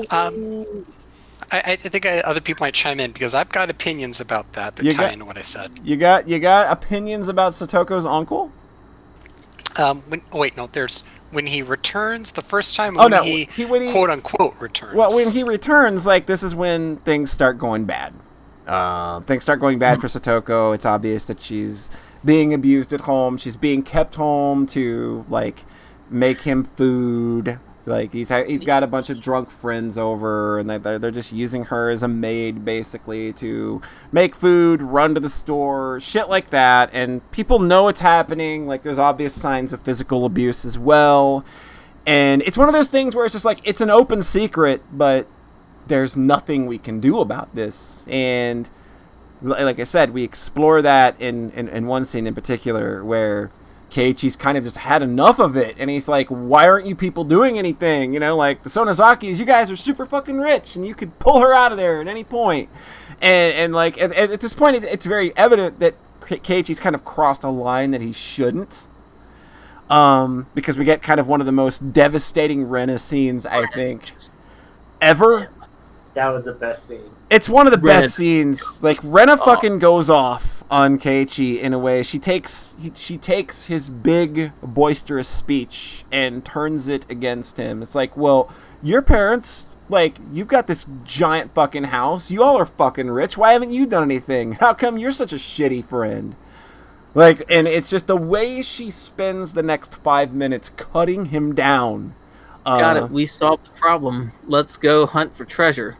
Oh my That god! hurt. That fucking hurt. Like, That was scathing. There's And the best part too is that there's a big difference between the spooky stuff where Rena is going off in that situation versus this situation where we know the game is being 100% straight right now. Yeah. It's being right now. We're calling Keiichi out. Yeah, like, and that's what the story calls for. She decimates him. Like, there is nothing where Keiichi Maebara once stood. Calling him out on his privilege. She burns him to the fucking ground. That's a big theme through this arc as well. Is and kind of the understanding of Hinamizawa is that there is a class. There are classes in Hinamizawa citizenship. Yep. And those who do not fall in line with the Samazakis get hurt. Yep. That's kind of what's happened. That's a lot of what's happened here, I think. Mm-hmm. Especially with the Hojo family. Oh yeah, like the Hojos especially bear the brunt of like what is going on here. Right.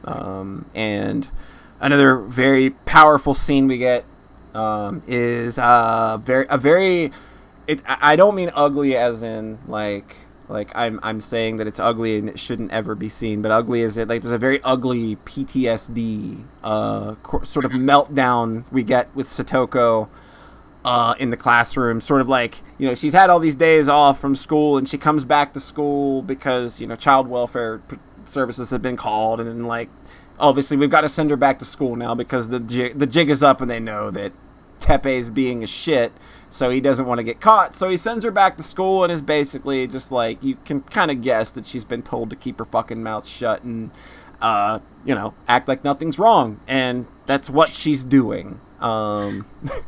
And I did not expect the anime to go so hard on this scene either. Oh god, yeah, like the anime scene is just as it's just as brutal. It's just as brutal, and it's twice. Yeah, twice.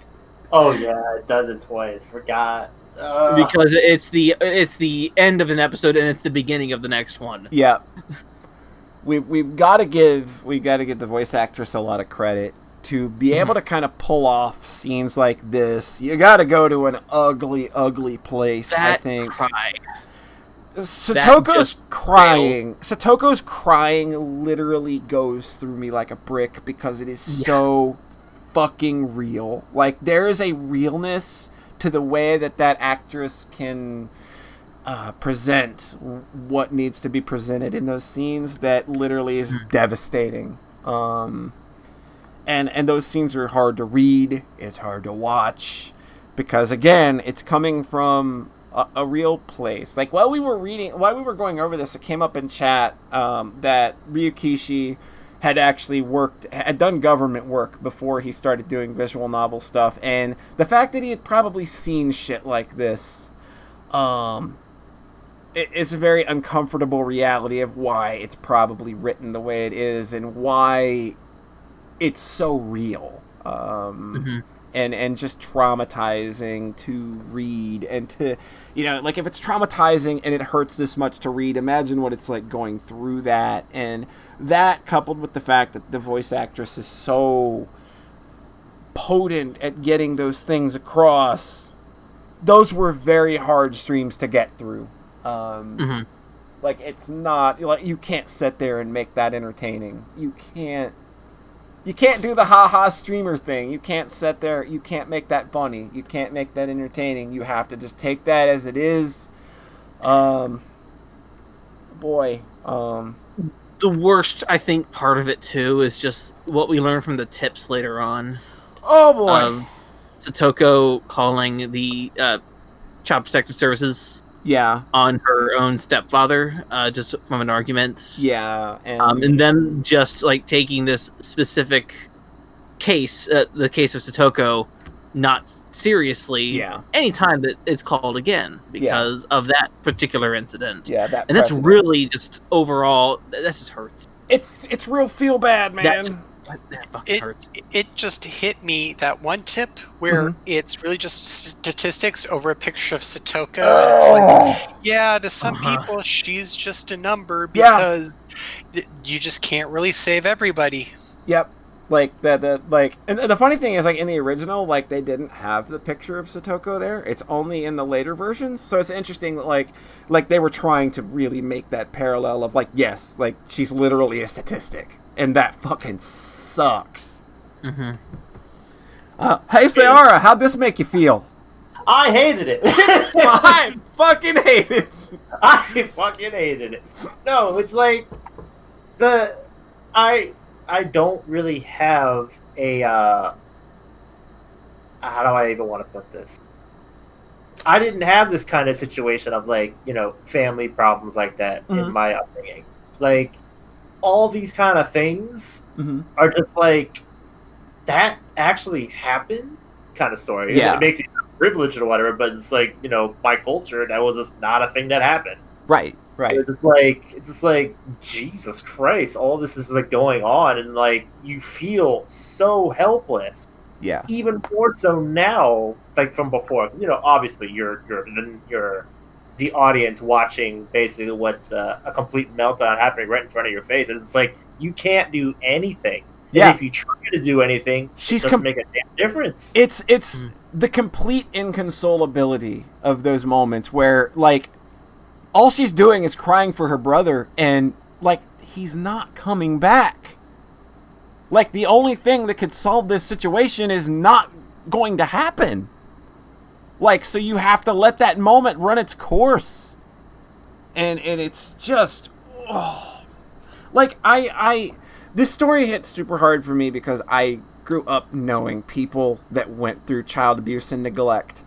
And they, like, it might not have been to this kind of level, but I've seen meltdowns happen like this. I've seen people, like, go through some really ugly shit. And that made a lot of this really, really hard to get through. And you know, like I said earlier, it's just one of the most emotionally potent arcs they could have done because it's so fucking grounded. Whereas, like, the other arcs kind of have an almost fantastical feel to them, where, like, oh, Keiichi's just slipping into insanity, and Mion's a demon. Satoko is an abused child having a PTSD meltdown. Ugh. And then lies about it afterwards. And then that's what drove me the most nuts about it. It's like, oh, everything's fine, I'm fine. And that's the shitty part, is that's how it actually happens. It goes right up to the very first time we see Satoko, is that she provokes Keiichi, gets a little thump on the forehead, and then runs to Reina, and as Reina's comforting her, just gives a raspberry to Keiichi. Yeah. We know that, well, I mean, she's a kid. But she's got a problem with the truth. Yeah. It's oh boy. So Keiichi, in order to rectify this situation, to kind of speed things along, he kills the uncle. He just straight up... The only solution we got. We just gotta kill him. Like, he's just like... He goes through all of these solutions. Like, he's like, okay, I'll take Satoko and I'll hide her at my house and I'll sneak her food and well, where's she gonna use the bathroom? Fuck, I've got to kill the uncle. His parents won't even let him have dinner in his room. This is not gonna work. This is Keiichi's problem with trusting other people. He wants to, like, mess with his parents and eat and, like, not eat dinner with them instead of saying, hey, can I at least talk to you? I'm really kind of torn up about my friend. Not necessarily moving her into the house even. It's just he doesn't tell his parents just what's going on in his life. Yeah. And that's something that, like, you think could probably help at some point. Like, I like Keiichi's parents, they seem like pretty good people. And I think you think that, like, maybe if he talked to them, they like, I'm not saying that they would say, oh, well, she can come move in, but, like, there's obviously, like, an outlet here. Like, maybe, like, if you would talk to your mom about something other than murder. I mean, to be fair, he does talk to his mother. He talks to his mom. How to commit the perfect crime. Hey, Mom, how do I do the perfect crime? Oh, you know. Just don't have a beginning. That's all you gotta do. The perfect crime is there's no beginning. That's That's a great scene, though. The only problem with, trying to find other outlets is he tries that to some extent with the teacher, Chie. Yeah, like they try. He basically dismisses any kind of solution that she gives also, because it's like, none of that's going to work. We've already tried that and this and that. It's like, would he have gotten the same kind of advice from his parents? Or like, or worst case scenario, why do you make this your concern, Keiichi? Yeah, you have your own problems to worry about? We are talking about a Japanese society, and those are very realistic outcomes. Mm-hmm. So come Watanagashi. Keiichi is like, hey, y'all want to take care of Satoko for me? That'd be great. Which is an unfortunate parallel to the same thing that happened last year. Where Satoshi had said, hey, you want to go take Satoko to the festival for me? And everybody's just like, okay. Whoa. Oh boy. So Keiichi goes and does the murder. Almost gets caught doing the murder. By one Takano. Oh boy, that's good. Good times, right? That was so wonderfully tense because they're both like we just have to pretend like this never happened because it's going to just dig us deeper if one of us kills the other. Yep.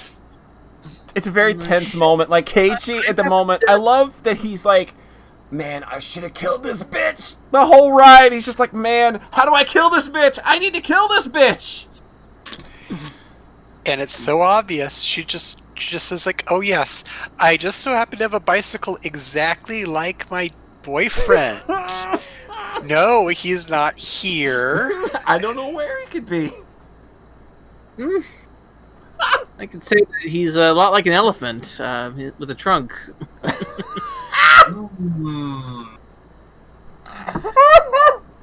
got things about you got things to say about Takano. Well, unfortunately, the next day Takano's dead because Keiichi he willed it apparently.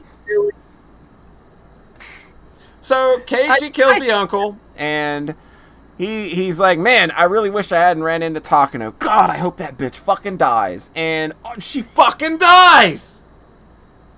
Well, I'm off the hook. I don't have to tell anybody about my murder.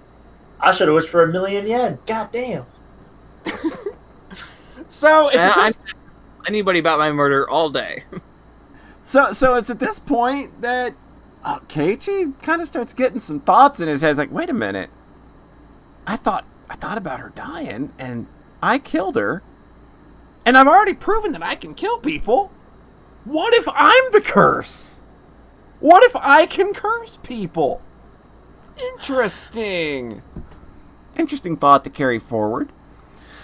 So like you do, we go back to school, and Satoko comes back to school, and the uncle's returned. What? What? What? Indeed, I have some whats. You got some what? So apparently, yeah, like Satoko's, it's fine. Like Satoko, like yeah, like I can't, like yeah, and apparently, like, whoops, she didn't go to the fucking festival. She didn't go to the festival, and she made dinner for her uncle, who was murdered. How's that work? I don't know. Yeah, that whole section left me like in a complete jumble. Mm-hmm. Because there's like three different kind of situations that are happening all at the exact same moment. And there's like no clear cut answer given to any of them. It's just like we have Keiichi, who says that he went and he murdered this man, buried him, ran into Takano, and did all that stuff. Wished her to be dead, and she dies. Then you have everyone saying that they saw Keiichi at the festival, just having a jolly good time. Yeah. And in the anime, they showed like the exact same sequence of story that happened in like the first arc, where it's just like we shot guns and we had fun with Tomitake. We did. And he was the worst shooter, and we gave him the penalty game, and we got a big old bear for Rena, and everything was fun and handy dandy. Mm-hmm. And then it's just like, well, then also Satoko didn't go to the festival because she was home with her uncle, who did more stupid shit with her. And it's just like, then who was where and what actually happened? Mm-hmm. So there's only one way to confirm what's going on. Let's just go back and dig up the body. Genius. Well, someone beat you to it. So we go back, and we, oh boy, domo. Welcome. We run into our good pal Oishi, and he's like, "Yo, you want to dig that hole up? I'll watch. It'll be fun." You got time. He's got prime dirty cop all over him in this scene, and it's so good. Please give consideration to people waiting in the rain for you to dig up this hole, you ass. He's so good. I love this scene with Oishi. It's so good because he's like he knows he's got this boy ready. He swears it. He's just like he's reveling in it, and he's just like, "Go ahead." Got an answer. He's finally has an answer. Yep. And eventually it's just like, fuck it. Like, we're tired of being in the rain. We dig the hole. There's nothing in this fucking hole. There's a pipe. There is a pipe in this. And the pipe is way deeper than the body should have been. What the fuck happened? What happened, everybody? But then the bat was still gone, though. That's the thing that doesn't make any sense. It's like I killed this man, and then I threw his bike and his bat into the freaking lake or the swamp or whatever. If only a girl had a crush on us and also had experience disposing of dead bodies in better ways than we did. Is that a theory? This is pretty much the only one I have a theory on because Mion and Reina, they already, as soon as possible, they're like, okay, Keiichi, we're going to do something. We're going to clean up your mess. And Keiichi has to chicken out because he never trusts his friends. Mm-hmm. And the thing is like, we never see Satoko's uncle. We don't see him. We're told he came back. Mm-hmm. So I think Keiichi really did kill him. That's why I think this is the most straightforward. I may not have an answer for everything, but he killed Uncle Hojo, Tepe. He killed Tepe, buried the body. Mion and Reina got rid of it somehow. And somebody gave Satoko a really nasty surprise because we never know exactly what happened. Only that she got miso poured on her. She got yelled at. She never says, this may be an adult, but she never says that she saw her uncle with her own two eyes. He didn't bring her to school. I think someone was trying to get her to kill herself. Oh my. Well, there's some credence to that in an upcoming scene, perhaps. But before that, Keiichi's like, "All right, man, I'm going fucking nuts. Let's go talk to the doctor." Plot line. He goes and talks to the doctor, and he does the best thing possible and just confesses to a whole bunch of murder. I mean, that's what I do. That's what you do. And Irie is obviously understanding. And Irie is obviously understanding. He's like, well, I mean, that's probably what we all wanted to do. That sort of solves the problem. Hold on, I'll be right back. And so he goes out, and Keiichi kind of overhears him talking about, like, yo, get the sedatives ready. We've got a live one here. And Keiichi gets the fuck out of there. Yeah. And at this point, we also then find out that Takano's dead at this point. Yep. This is actually when he finds out that Takano's dead. This is when he finds out that Takano's dead. And now that he's been betrayed by Dr. Irie, he's like, man, fuck you too. Flash forward to the next morning. And he's like, all right. I know Teppei's dead. I know I did the damn deed. I felt it. I felt that dude's skull crunch in. I felt it. I felt the whole thing cave in. I know what I'm talking about. So he's like, I'm just going to go to Satoko's place and I'm going to go, like, if the motherfucker's still there, I'll kill him again. That's a good solution, honestly. That is, like, if you kill somebody and you find out that they're not dead, just go kill them again. Right. Teppei had extra lives. Teppei had extra lives. So he goes to Satoko's place, and it's kind of weirdly quiet. Can't find Teppei anywhere, but he does hear a shower going, a very loud shower, and he tracks it down to a hot bathroom where it's just like it's steamed up, it's super hot. Satoko is in some dire straits. She's kind of just in the bathtub, almost dying. Unfortunate. So he has to whip her out, try to get her cooled off, and be like, what happened here? What's going on? And she's just like, let's go to the doctor or some shit. Like, this kind of sucks. So they go to the doctor's office, and when they get to the doctor's office, there's cops everywhere. There's cops, and it's just like, what? And they over here, she's like, what? Shoot, don't want to deal with those. Oh shit! What's going on here? And they find that Irie's dead. He overdosed on painkillers. And Keiichi, being the logical, is like, oh no, I did it again. I thought about somebody dying, and I killed him too. Oops. He did it twofold even, because he did the same thing to Oishi. And then he did the same thing to Oishi because something happened to Oishi as well. Well, we just know he disappeared. We disappeared. We know that he disappeared. So I think I know what happened to him. Something is amiss with Oishi because the cops that are there at the scene at the doctor's office are also very worried about we can't find him. So it's at this point that we do the smart thing. And we say to Satoko, hey, you know what? I think about people dying and they die. And also, I killed your uncle. And she's just like... Yeah, by the way. And she's just like, dude, you need to stop. Right now. This is real fucked up. Why are you... I'm an 8-year-old child. Why are you telling me this?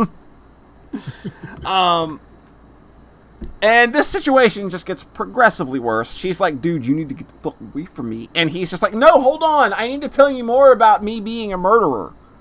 And hold on. I know that I'm a murderer, but I swear I'm not going to murder you. And this situation... I did it all for you. He's making this situation worse and worse and worse by the moment. And just when you don't think... it can get much worse. Oh, God. We reach the shrine grounds. A gaggle of crows have gathered around the offering box. Surely they are there for this morning's fine treat of bread, crumbs, and what have you. No! We have stumbled across the unfortunate corpse of one Furude Rika who has been disemboweled and left naked on the altar. Well, Um, And the visual novel doesn't show this very much. no, But the anime. the anime. Oh boy, God, the anime brings it up so frequently. oh yeah, I'm like, oh, stop! Get the scene out of here. they love that Cutting scene. to it. We know you're proud of it. We know you're very proud of this art, but please. So Satoko sees this, and it's just kind of, oh, okay, that's it. I'm done. Fuck it. And she thinks that Keiichi is the one that did this because he was kind of an idiot. He brought a hatchet with him. And he wrapped it up in some clothing, and the hatchet came unclothed and she saw the hatchet and a disemboweled body. We put 2 and 2 together. It might not add up, but when Psycho Man has been telling you that he's literally killed everybody, and then you find the body of your disemboweled friend, and he has an axe, it's reasonable to think, hey, you probably did this. So he continues to chase her, which is the smart thing to do, obviously. Wow, holding exactly. Hey, this sounds like Rena. Yeah, like this is very much a weird analog to Rena chasing Keiichi down with the axe. And they eventually end up on a creaky bridge, and he's like, "No, don't go on the creaky bridge. I'm going to come on the creaky bridge with you." That's a smart thing to do. He keeps making nothing but the smartest moves. And eventually this ends up with kind of like him making one last plea for her to believe him, and she's just like, dude, you don't belong here, and just eventually pushes him off the bridge. And he plummets to what we are supposed to believe is his demise, but it is not.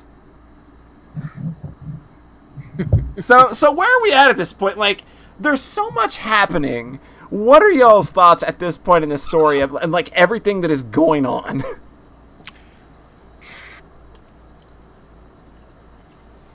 I don't trust. Yeah. I'll let you go, Raven. This is where it kind of left me stunned, because Keiichi, I think he almost seemed like he had the right idea that you maybe tell someone if a lot of people are dying around you, but not the little girl. And of course, he doesn't really learn because, let me just get very, very vulnerable around the emotionally charged person and hope they don't betray me. And he gets betrayed, and it is just so much. I mean, I don't think Keiichi is right in that he wills people to die. Mm-hmm. I just think, it was very straightforward. He murdered exactly one person, and there were shenanigans happening around it beyond his control, but he let it get to him. Okay. Any other thoughts on that? So, something that Satoko mentioned at the bridge is she brings up a situation where she ended up in the same taboo warehouse that was seen as like the Doom warehouse in previous arcs. Like when Keiichi they were playing around at one time, and they were playing hide and seek, and she went to hide in there but couldn't get out. That's sort of the situation. And she broke something in there also. Yeah. So she readily believes herself now that she's been cursed by Oyashiro-sama. Because it's like, I've already screwed up, and now everything that's been going on is because I'm being cursed, So she, after she gets some kind of resolve in, all the crap that's been happening within the last, hours or so. Yeah. She believes that Keiichi is just possessed by Oyashiro-sama and, does what she does because she's just like, get out of him! You're not really Keiichi! Don't lie to me like that! Thinking that maybe killing him would free him from curse. Yeah. That's a very powerful scene, too. Oh, it's really nice in a visual novel. That art is such a good. Oh man, yeah, the point of view of falling from the bridge and looking up at her, it's a real good moment. Just a real good CG there. But falling to his demise is not what happens. Keiichi actually survives being pushed off the bridge. Somehow.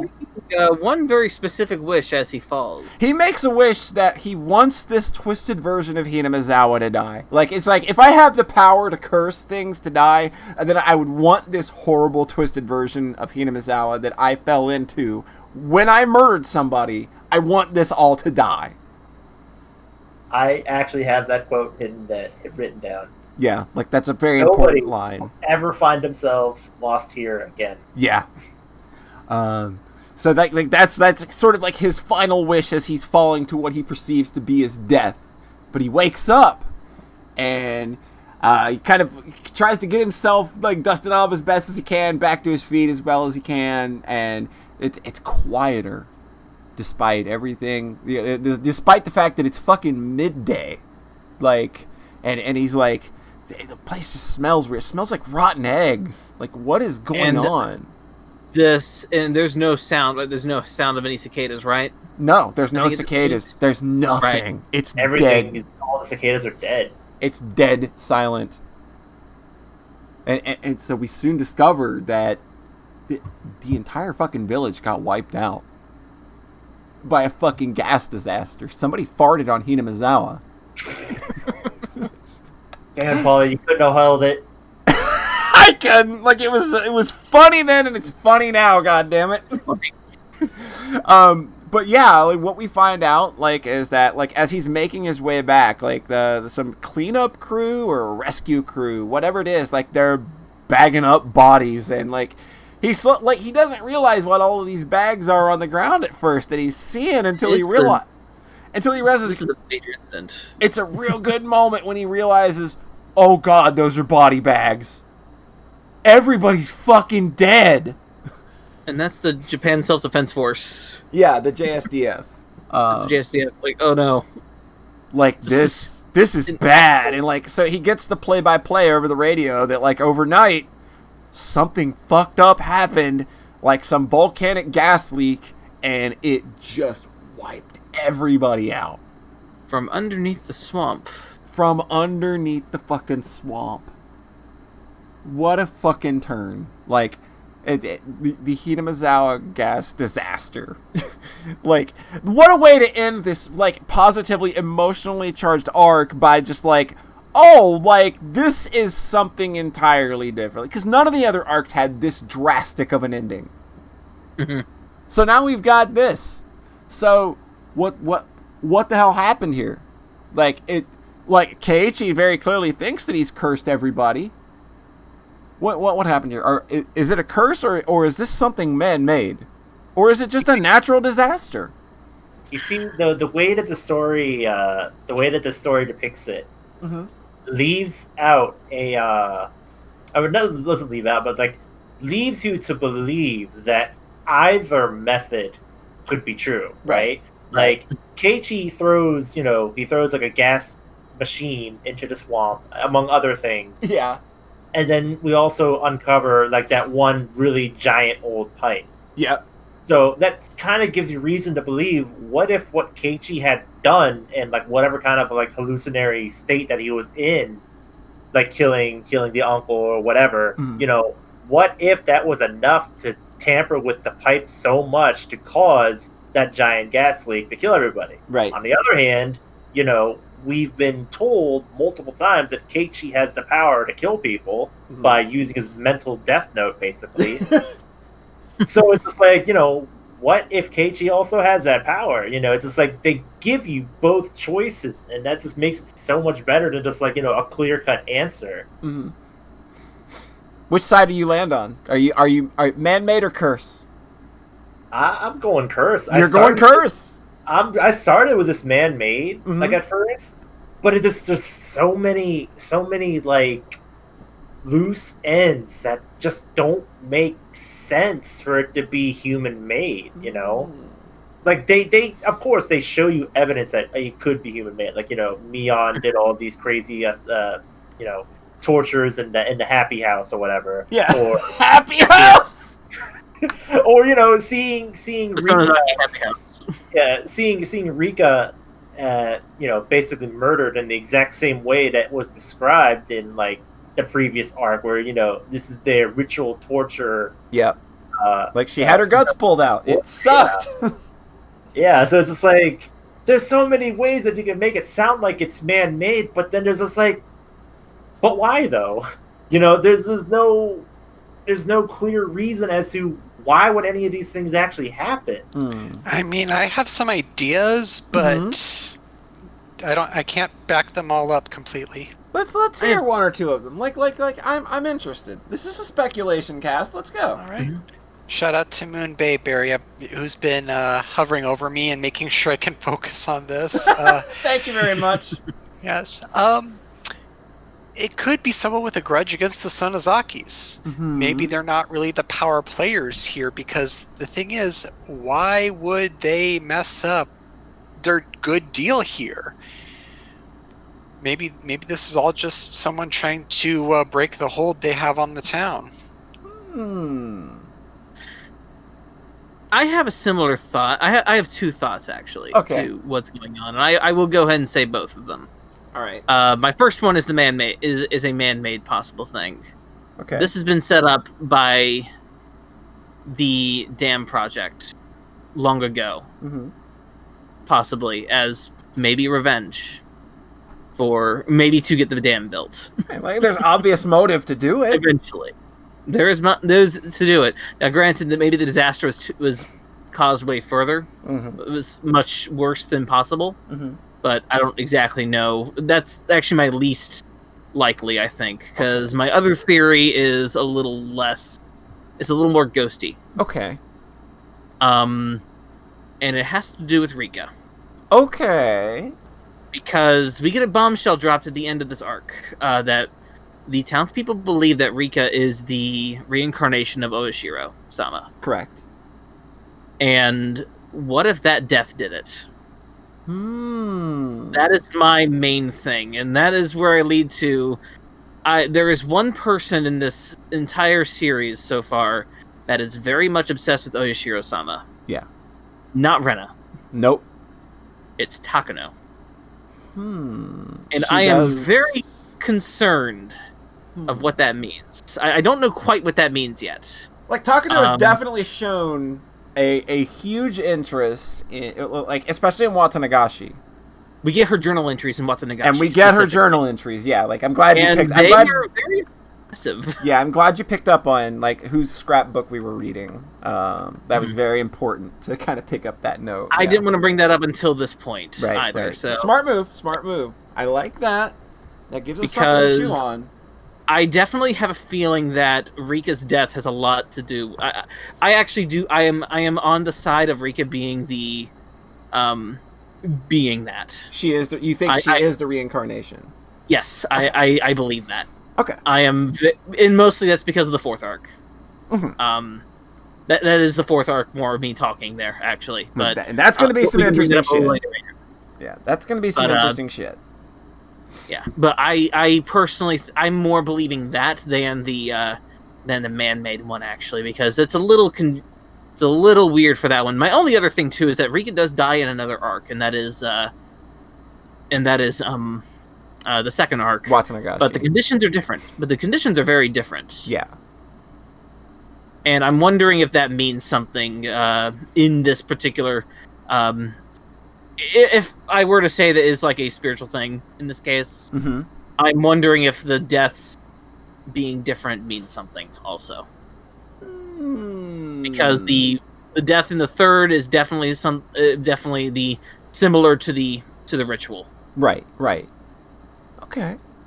See, there's a problem. There's not a problem, but there's like a comment to go with that. You say that the death of Rika in Arc 2 and Arc 3 are different. But what if they're not different? Like, that is true.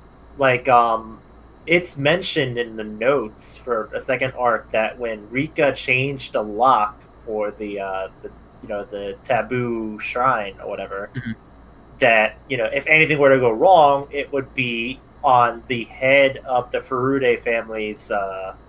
It's basically saying if something goes wrong with the temple, it's your guys' fault. You got to make amends for what had happened. And since Rika is the only Furude remaining, that means she had to give herself up to whatever the divine punishment is for, disobeying the god, which is portrayed again in the gruesome way that she meets her end in the third arc, because that's how they normally ceremoniously, butcher people for the sacrifice for the god.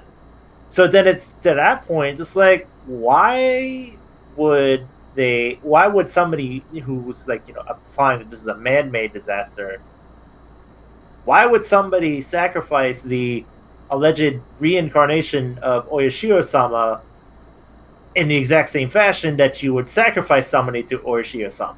And I'm going to say it because someone's very, very obsessed with the Furude family and the ritual and Oyashiro-sama. I don't want to, because I have no proof that Takano's alive at this point yet. Mm-hmm. I don't believe that she's dead at this point. So now we're getting into the meaty shit now. She's already a walking corpse. I don't trust that she's dead at any point in this series. But then, in Arc 2. Do we have to believe the narrator then? Because it said in the narration that she died at around the same time that we discovered that, we try to escape from the doctor's place. So it's the story is telling you, hey, by the way, she's dead. And that's where my question is: we're not allowed to believe the narrator when anymore? did Rika die is the other thing too. That's the other point. That's the thing I'm not quite sure on here either. But that's where my mind is sort of going right now, and I'm trusting my instinct on that one a little bit. So you're keeping a side eye on Takano for now. Yes, my eye is 100 is like pretty much on Takano for any answer arc stuff. Now whether it's 100% for every arc, I'm not quite sure yet. But all I'm saying is that whenever Keiichi starts having a bad day, Takano is right there. So is Shion. She's the one that, Shion too, but she's the one that told him about the death, and in this arc in particular too. Yeah, she's the one that told him, kind of gave him the nudge to, hey, killing on this day is a pretty good idea. Yeah, like, hey, it might be, you could probably overlook that. I also don't trust that entire night. For this particular arc. I don't trust that entire span of time, exact 100%. Right. Either, because I have a feeling that what Keiichi's experiencing might not be what he's seeing. Because I know Raven had the thought that Mion and Rena hit the body afterwards. I don't know if I quite believe that, but then again, I have no proof of that either, so I'm not gonna run that yet.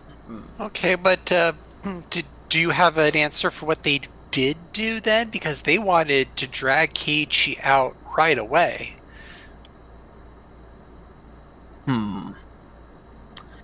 I've got nothing yet, I think. That's the thing. I've got no as well. I don't have any particular thoughts to that. I actually didn't even think of the Rena Mion until you said it. Yeah, well, what is that? I'm trying to think of a game or something where, it's like as soon as I try to answer half the questions, I'm getting more questions on the supernatural side. If I answer them supernaturally, I'm getting mundane questions. I'm in a panic here. Oh no. Oh, it's fine. No, I'm not. But this is just kind of we all have very different theories here, and it's very interesting. I think that makes it fun, and that's that's part of play. A lot of the thing is it's mentioned in the sort of the after party of the next one is that these games don't have a lot of quote unquote gameplay. The gameplay is in theory crafting and trying to figure it out. So that's why they tell you do all this theory crafting before you jump into the answer arcs, because that's where the gameplay is. So this is sustenance for me. I'm eating this up. Some of us probably have some of it right, and some of it completely each of us probably have something right. In and some I'm way. not gonna say anything. No, don't say anything. I'm not gonna confirm anything. The story will confirm it. I'm just here to tell the story. So, as we close out, perhaps the most devastating fucking chapter again. The difficulty is the worst. Just a straight up crawl of every single person died and how they died or disappeared. Yeah, and I find it interesting that both Satoko and her uncle do not say a death in that arc. I think that's interesting.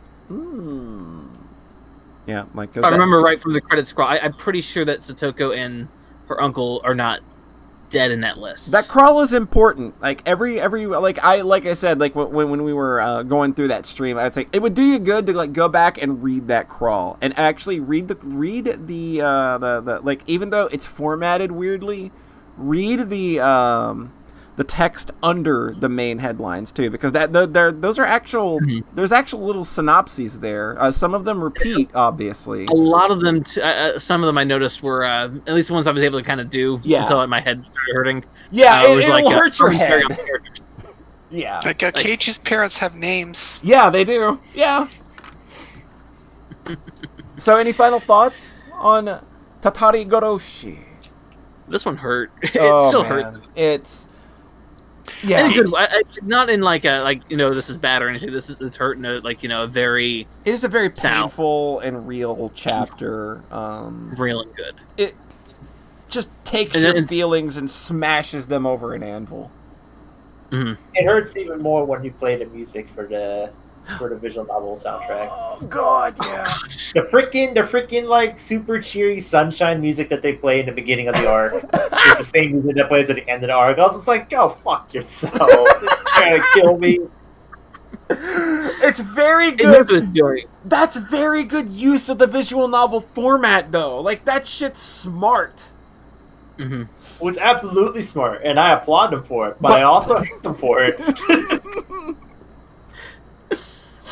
All right, so how dare you play with my emotions this way?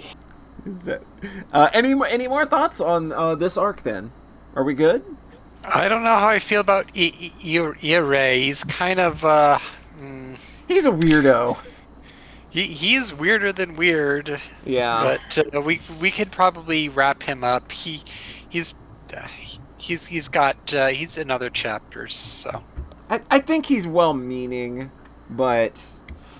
Maybe like you kind of just like just the way some of things the way some things play out in this chapter, it's just like, are you maybe a little bit for the brain to chew on. And then there's also the anime just kind of in arc 1 just using him completely in that one particular scene at the very end, where he is the one leading the van. Like, why is he there? Like, that's why is he? Yeah, like that's. Like I said, the other arcs do still allow you to maybe ask questions about that first arc. Yep. That first arc is still completely on the table. Like they just use him as like a placeholder character because like they didn't really have any other one else to use. Yeah. But then something else happens later on in the next arc that I want to bring up once we get there. Okay. Mm-hmm. Okay. So. Are we moving on then? Let's move on. We're moving on to our final arc of the day, the shortest arc of them all, Himatsubushi-hen. Next, dive into the shortest chapter of the series, but this one is of quite a bit of significance.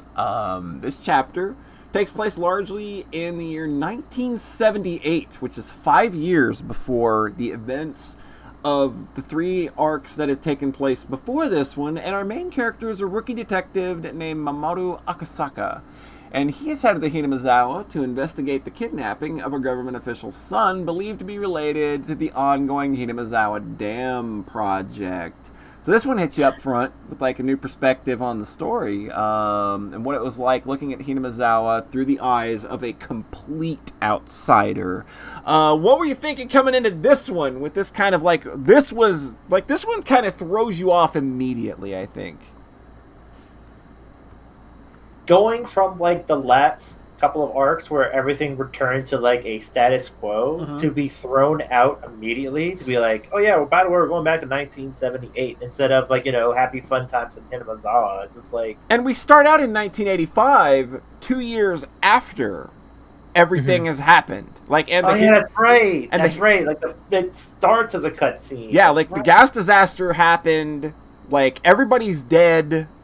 There's no one to really tell the tale of what's going on. It's just like we have this guy arriving at an airport. He's there to meet a friend, but then we go into flashback land of 1978. And we assume that this arc in particular does take place in the same kind of timeline or something. Yes, as that third arc that we just had. Yeah, like there's reason to believe that they're related. mostly because of stuff that comes up later, Yeah. and also the gas. Yeah. Like the big old fart on Hina Misawa. The Onigafushi fart. The Onigafushi fart heard around the world. Damn. The Oniga fart. The Oniga Oniga fart. We're mature here. Oni sat down and farted. You're all making ugly jokes. We are. Ugly. We are. Sorry. So okay. So what was your thoughts heading into this one, Raven? What'd you think? Like new perspective.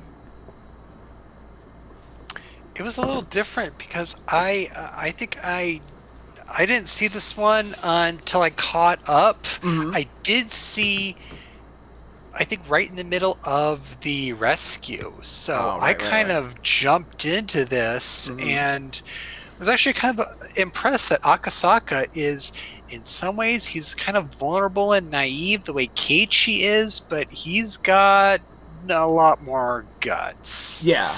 You know, he's not just an action hero, but also he's got a stronger sense of responsibility. He's not as easily cowed. So it was kind of a shock to me. But I liked it. It's as wonderfully written as the other arcs. I think they're all on par. Oh, cool. Jetstorm, what do you think coming into this one? I have a weakness for police procedurals. Oh, okay. So you were here. You were checked in already. I was already checked in for this arc. I was like, hell yeah, here we go. I'm sorry. It's a big weakness I have in stories. I love police procedurals. Nice. And it's just who I am. I don't know. That's cool. So But you were like, I absolutely love this particular format of story. Cool. But, so yeah, I was already down for it, no matter what. Did you like Akasaka from the get-go? I liked him from the get-go, and I've liked Oishi as well. I think Oishi is an interesting study. I think, and I think that we get a lot of that in this arc in particular because it's not long until we run into some familiar faces. We get to hang out. We get some quality hangout time with your boy Oishi, and I think that of all the arcs, this helps us really kind of start to understand his mindset a bit. Even if you don't like, he's still a shitty slimy cop. It's still so slimy, but it's the character you need. He's a character you need, and I don't think that he's genuinely a bad person. I think that this arc kind of gets that across. I don't think he's a bad person. I think he's just got a way of doing his job that comes from an old mindset. And he's had some complications with this particular section of his area of what he has to do. Yeah, like his hands are really tied with how he can approach this situation because we're dealing with the protest of the dam project, and he's really running up against that and how like he's trying to it's obviously like we're looking into these people fucking around with the defense stuff. Obviously, it's the Sonozakis. Like he's got his eye on them in particular, and like hanging around him. Like I think that this did a lot for his character in terms of just like if you outright hated him, I don't think that you outright hate him by the end of this arc. I think. If that makes sense. Where are we at with like the quality time we get to spend with Oishi, Sayara? I actually really enjoyed hanging out with Oishi. You liked playing Mahjong. Yes. There's a real good Mahjong game in the middle of this chapter. I was actually heartbroken the anime does not have the Mahjong segment. Nope. At all.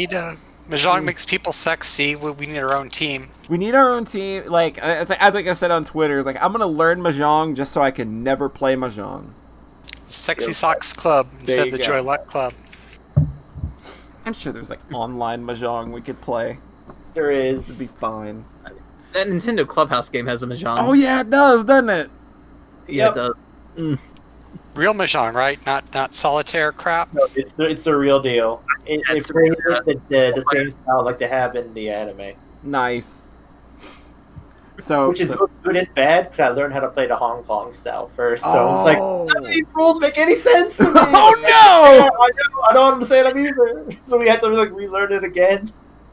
And that scene in particular is written just like the other game scenes have been. Yeah, like where like they're like the club scenes are something that I wasn't sure how those would go over, because I knew that there were a lot more of them in the visual novel than there are in the anime, and I wasn't sure that like in visual novel format, like how much I would enjoy reading those or how much like the audience would enjoy sitting through those. But what ends up happening is that they're written from such a positive and wholesome point of view that you can tell that the person that wrote them was really having a lot of fun, and you really get swept along in that. And it made those like, and I actually like really actually look forward to those scenes like with every new arc now. It's just like, oh, like absolutely, we get, like and like I'm the last person that usually likes things like that, but it's just like, oh, you get kind of pulled along because the person that's writing it is actually really excited to be writing it. And that really comes across, especially like in the mahjong scene, which like I don't understand mahjong, but that scene was really good. Yeah, I think that's how it. When the game tries to do an action scene, it kind of works kind of like this when it's low key, high stakes action. Yes, like because really, Akasaka-san really could just beg, borrow, steal, or blow them off and say like, oh, well, you know, I know I said I would, but... Yeah. But, yeah, so I kind of want to say it didn't quite move me as much when they're trying to do, like, a chase scene or a fight scene, because there's all these short breaks of text, and it might have worked better if it was, like, flying by faster. Yeah. But here it works. It almost feels like it's an action scene, even though it's like 3 old guys and 1 young guy sitting around a table. Yeah, like this guy. And they're like, we have this guy. Yeah, like they think that they got him, and it's so good. Like it's just a real good scene. It really, like, again, all that palling around with Oishi throughout the entire chapter. Like even when like getting to like the fight scene later, where like he's like you're back to back with Oishi. You guys are beating the shit out of everybody. It's real good. Like there's some good fun shit there with Oishi. Domo. Punch in the face. Domo. Pop! But of course, we also get to hang out with Baby Rika. And we get the cutest scene ever when these two first meet. Oh god, that scene was it's the best because I unfortunately missed this particular, like, you know, live. I didn't go ahead and watch it back, so I was like, okay, this is adorable. The anime does have a good, cute opening too. Yeah. Get up, Nipa. Yeah, like you get Akasaka kind of mimicking her childlike language and the little Nipas and the me's, and it's just like it's an adorable little scene, and it kind of like immediately puts these two characters on the same level, and so we get something of a different side of her as well. But the thing with Rika is that for a lot of this series, she's kind of been relegated to a lot of background roles aside from Watanagashi, where she's like vows to keep Keiichi safe. But for a lot of the time, she's just kind of like there. And like, what were your thoughts on Rika prior to this arc? Because it's not a lot to work from. She always go ahead. I think she's the most mature one, though. She does play up her being cute, but when she tries to play a prank, it's not the somewhat mean or sadistic ones of Satoko. She's not like trying to act like she's in charge like Mion. She's like the quiet, mature one, and at the very least rounds out the group. But yeah, it's so odd that you just have this kid who seems so much older than she is. Passing the rock. Okay, I guess I'll go here. Okay. With Rika, she's always, it's the same thing. She's always seen that mature type. However, she's obviously a child as well. Yeah. She's a child as well. She has those specific tendencies, and she knows how to use them as well. Oh yeah, she's devious when she wants to be. She is devious as hell, though. Like she's completely 100% straight doing it though. Yeah. Like plays it completely straight. Mhm. Where she's just in the women's bathroom, standing there. Those nerds try to get in there, and she's just in there, and then Nipa. Just gotta stand there, and that's all you gotta do. It's checkmate. Checkmate. She knows. Because she is a devious little person. Yes. But like I've said previously, I have suspected something going on with her specifically, and this is the arc that really lays it out, especially near the end. Oh man, because she just lays out completely to our boy Asuka. Asuka, so how you pronounce his name? I can't pronounce it. Akasaka. Akasaka. I have trouble. But she just lays it out completely to him that in a year, the damn manager is going to die. Yep. And then after that, the next people are going to. It's going to be the two. It's the two. Yeah, it's the Hojo parents. Hojo's, and then it's her family. Yep.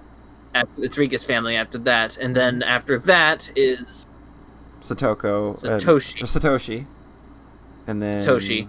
And then after that, she says herself. Yep.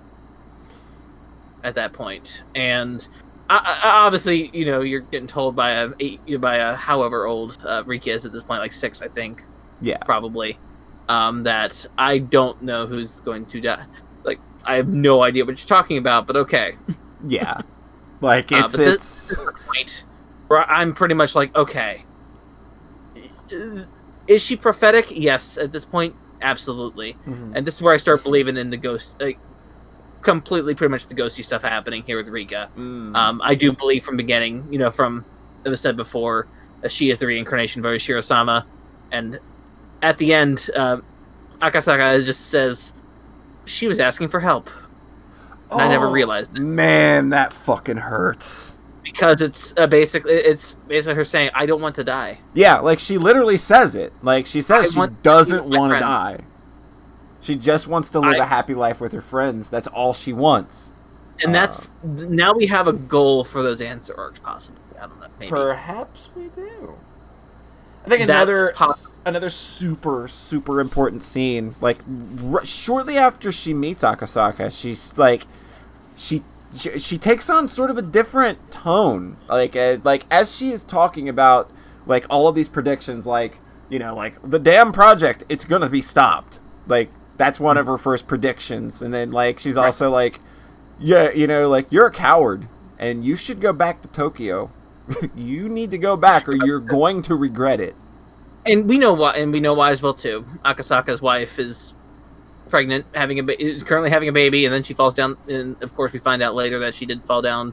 She fell down the stairs. They were able to save the child, but not the mother. And had he been able to call her in time, or had he went back, she would never have went to the roof. Which is, she always went to the roof if she couldn't talk to him. That way, they could be looking at the same sky. So that little cute thing. But yeah, like.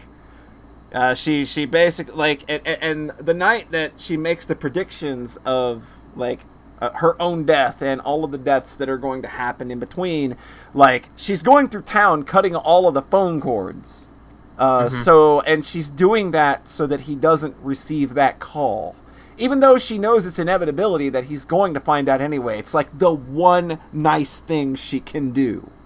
And she needs a moment to speak with him. Yeah, and like if not him being a wreck at that point, because he will be later. Yeah, like it's already happened at that point. So like she needs to get him alone for that moment, like to basically ask for help, which he realizes far too late. So those are my thoughts, kind of on it did kind of summarize a little bit more of what this arc. Yeah, like eventually comes. That's kind of like what this arc is. It's kind of like us kind of getting this other side of Rika, introducing Akasaka, and kind of putting all of these pieces on the table. and getting some. There's some answers and questions at the same time too. Yeah. I think. Yeah. And yeah, so those are kind of my thoughts on this arc in particular, and maybe one more thing as well too. But we'll kind of go on a little. Let Sayara speak here. Sure, Sayara. What's up? So about Rika, Mm-hmm. she always like before any of this like happened. You know, arc 1 through 3. Rika always seemed like the outlandish character Mm-hmm. of the set.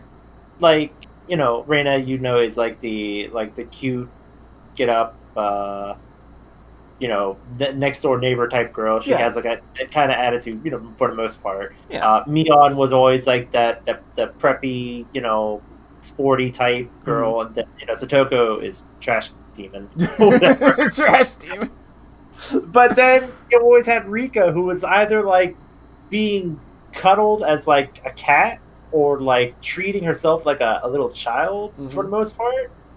Seeing her transform into, you know, this prophetic, you know, doomsayer, basically. Like, her voice changes and everything. Like, she speaks in a much lower register at this point. Yeah, like she's just basically just like, oh hey, I'm not 6 years old anymore. I'm actually an adult. It's just like, where did this come from? Because in the anime, this is the same voice you hear whenever they talk about like what's coming up in the next episode. They have like this prophetic prophecy of like doom in every single like one of those next times things. And it's like, it's the same voice. So it's just like, are we supposed to believe that this is Rika, or is this somebody who's like taking Rika? I guess because, you know, we've already had instances of people being, quote, possessed by demons. Yeah. What would stop this from being another case of that? You know, it's like, what if whatever is possessing Rika already knows the fate of all this stuff, and, you know, how does she come about being this different person and being able to know about it afterward? Like, you know, after she's already told all this doomsaying, and then she goes back to being normal Rika, it's like, would she actually know that she's been saying all this stuff or whatever? Because, like, in the visual novel, she doesn't. Like, she's just like, I don't know what you're talking about. I didn't say anything. I don't know. I think she's playing close to the chest. Then I think people do tend to remember. If Keiichi's arc is any indication, he kind of remembers a lot from when he's possessed. Except whether or not he went to the fair. That's a little ambiguous, but there was one point even when his dialogue box, did you all notice Satoshi? Yep. Yeah, when he's lying in wait to ambush the cyclist who is likely Teppei Hojo, at one point his his monologue labels him Satoshi. Yeah, it's like one or two lines. I never noticed that. Shout out to Moon Bayberry again. I cheated. I cheated this. I got married, so I'd have someone to watch this with me. That's fantastic. Meep.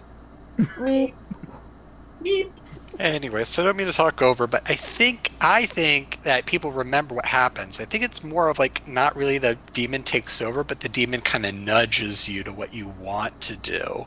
But no, you shouldn't. Forbidden taboo, if you will. I should murder this man. Murder is good. Murder is pretty good in this situation. That would fix the situation completely. Me. It's good shit. So, can we talk about after all this happens and we meet up with Oishi like 5 years later? Oh boy. Because this is a scene. That like whole scene is so freaking good in the visual novel. It's amazing. Like, I think that this is the point where, like, I really feel like the strength of Oishi's character gets built. Like, he's very clearly invested, and like, he's already retired at this point. But it's something that's clearly stuck in his craw, and he can't let it go.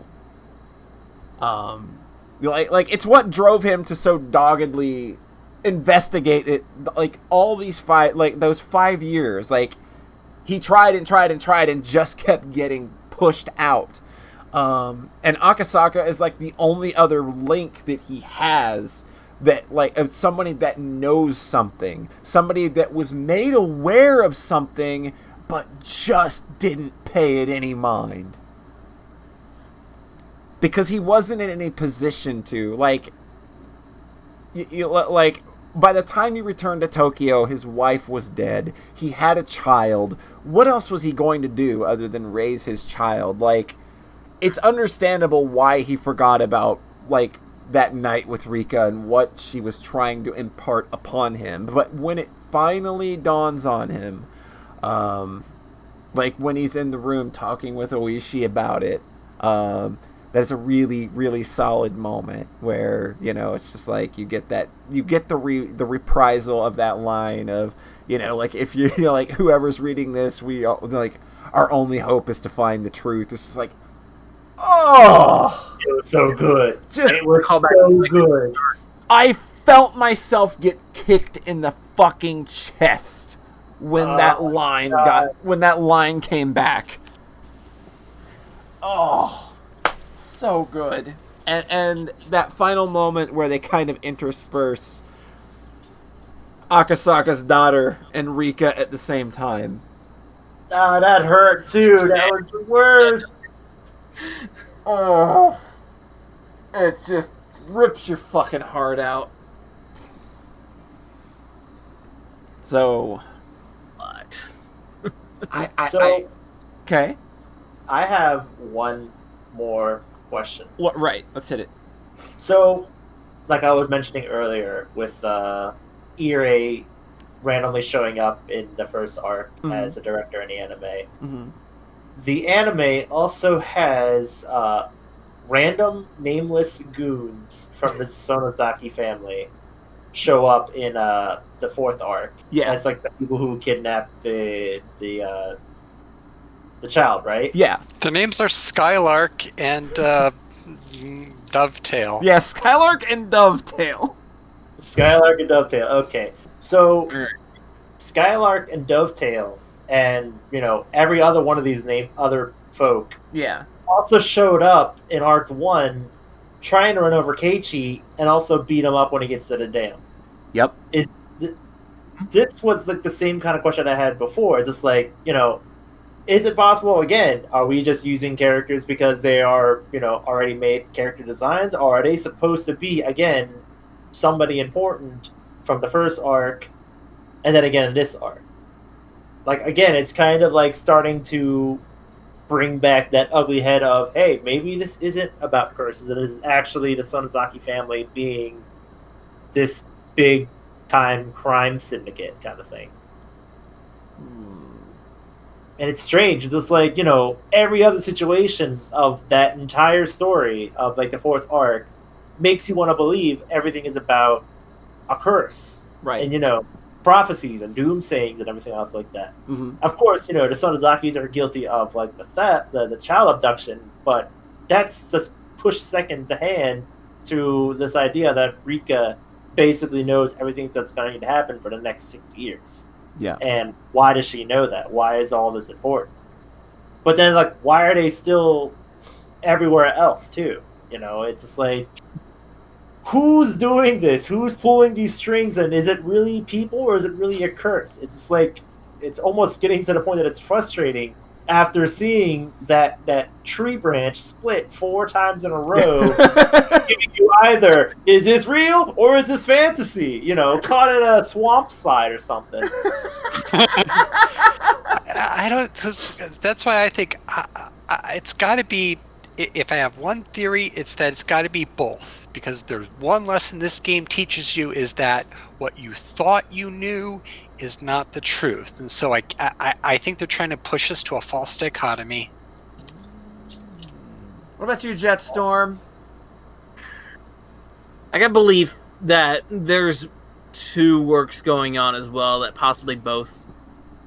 That there are coincidences in the story, absolutely. They're a little too convenient. But I also do think that the spiritual stuff is happening. I'm pretty much on the I'm still on the Rika thing, and I'm also still on the Takano thing. But that's just me. Mm. But that's kind of just where I'm seeing it here. But I do also believe that the Sonozaki family is also, doing the stuff that they're doing. They're doing some dirty. They might be doing some dirty. Mm. And possibly doing that dirty is what leads to the obsession. Right. Okay, I see where you're going. I see now. I see what you're connecting. And how that stuff is both tied to the reality, but also tied to the spiritual that's happening here. The actual, what's actually happening here spiritually, which is, I think Rika. I think my through line with Rika is pretty solid. I think right now. Cool. Do we have any other like? Because I think we've kind of reached that prediction point of people kind of like taking the pieces now, like with this being the final question arc. I think they've put all the pieces on the board.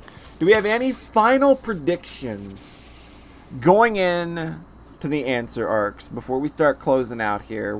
Any final predictions? Now is the time to speak up.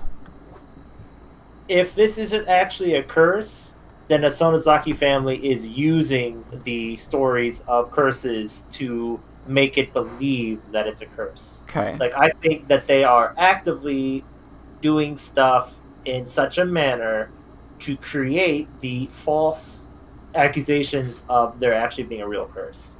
Okay.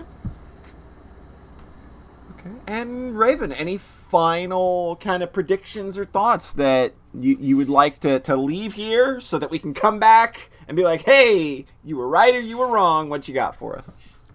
Oh, I think I'm probably going to be wrong mostly. I guess part of me, I'm still struggling with the arcs. Like, this is what happened with Keiichi. It's leaned towards he's making different decisions and what the repercussions would be, but I don't know. The other characters, they all have agency too, so I'm really dying to know, are these alternate timelines? Is there another Hinamizawa? Did Keiichi swap places? I don't know. So yeah, I want to see what these repeating story arcs are all about. Do you have a prediction on what you think the repeating storylines might be, or is it just still kind of just like you don't know? If I had to guess, I'm going to say that these are where each arc is about a different person getting possessed by somehow, not necessarily in a controlling way though. So that's, I don't think it's Keiichi's questions, it's who gets possessed. Okay. Final predictions, final call, people. Last chance to make it count. Last call for Brainahall. Let's call for Brainahall. Brainahall. My only main prediction is obviously I already gave my one prediction. I think my one big one. The big one. The big one. That is my guess right now. I might need more information to back that up from the answer arcs, but I think once those kind of start coming, we'll see what happens. Right. The only other prediction I might have is Satoshi. I wonder, and just kind of a question, I wonder if he could still be alive somewhere. If there is an alternate Hinamizawa, is he stuck there? Somehow. If there is ghosty stuff happening in this degree, I'm not 100% sure on that myself, but I wonder if Satoshi could still be alive. If he could be. I don't know, honestly. He could be dead in a ditch. Like a Groundhog Day sort of thing. Like Satoshi is living through his own Hinamizawa. Right. Yep. But I think I wonder if one of the arcs might go that direction or something. Let's see. My only other, and then of course I get Shion in the next arc, so I'm happy. Yeah. Main character. Yeah. Your crops will flourish. Your skin is perfect. Absolutely. Is Shion okay? So is Shion going to be even once pretending to be Mion? We got to get some of this. So it's an answer arc, and answer arcs, as you will see, that they're gonna play with what you know in an interesting way. Like once you start seeing what answer arcs are and what it means to be an answer arc and what they're doing, I think that your questions regarding the structure of the series will kind of start solidifying a little more. That'll probably start becoming immediately evident. So that'll be fun for you to tune in to when we start those up. I can't wait. Yeah. I know, I'm looking forward to it. I'm looking forward to not feeling quite so doofy. I feel like this is what I spent 4 years of my life is studying stories, and now it's like, okay, here's a story where you won't be able to tell, side characters from, where the setting's a character and the side characters are main characters, and I could write a book about this. I think everybody's important. I think that's sort of like I think that all of these arcs have proven to be very versatile in that, like, very good at writing a lot of characters and making them all important. I think that's important. I can't even joke about it. I was like, say, well, not the characters I don't like, but no, I can't. You're spot on. So, do we have any final thoughts on the question arcs before we go ahead and roll out of here? I'll say Are we gonna get more questions trying to figure out the answer arcs? Because I already got like a whole page with like questions that I had written down from all the things that went wrong in these last 4 arcs. The answer arcs may ask questions, but I do believe that most of them should be answered by the end. That sounds promising. I like the answers that I get. I think as a game itself, these first 4 arcs are very, very, very good. If you like these, I think you're very much going to like what the rest of the series is going to do. Mm-hmm. It's a treat. Good. It's a treat, I think. Just, so. Mm-hmm. Just all of this and just what it creates and just what it allows you to do with it. Mm-hmm. Not answering anything. At least these first 4 have been solid. Yeah. They've been very, very good. It's very good at what they do, and I do trust what is going on. I will let it see it through. Even though we do have our predictions, I will go ahead and let it see us through. Yeah. Let it wash over you, whether you're right or wrong. That's part of the fun, I think, with these kinds of stories. Cool. So, I can't wait to draw the Reina art of all my other fan arts. Oh boy, yeah, there's gonna be a Reina arc. Don't you worry. Oh, finally! It'll be good. It'll be good. I promise. All I know is that these Blu-rays. I've only done 2 discs, and there's like 9 discs total. There's 7 discs left. Yeah. That's oh boy, yeah. And I'm sure there's a reason. There's a weird reason for that. It'll make sense. I will actually explain that to you once we kind of reach the end of where the first season ends, because when season 2 starts, there's some stuff that you can watch ahead of time that isn't actually needed because it's not in the visual novels. So gotcha. Let me know once we kind of get through that. I'm assuming the next arc though in the anime is gonna be the 5th arc, right? Mm-hmm. Okay. Yeah. Like we're like the anime follows the visual novels, pretty much note for note for the first 6 arcs. So. Gotcha. Fine. Okay. And then I'll tell you how to watch the rest of the series from there. How to watch Kai in that case. Okay. Yeah. So, and I'm assuming Ray is it. I did do a Ray is an OVA series. Ray is an OVA series that takes place after the final arc. So. Okay, and that's also in this disc set as well. Yep. Cool. I'm actually very glad I got this. Like, holy crap! Like that whole series was on sale for like a month, for like $18 or something for like the whole fucking series. Like that's ridiculous. Like how you I think a lot of it too is just because of that new series happening. Yeah. Yeah. I think that might be just part of it. Might be. It might be. I know that Funimation, weirdly enough, was the one that picked up the new season to simulcast, which is weird because they said that like the original When They Cry tanked, and that's why they didn't do Kai, and then Sentai Filmworks came in and picked up the series again, and they seem to have had a bit more success with it. So Yeah. Because these Blu-rays do have the dub for that first season. yeah.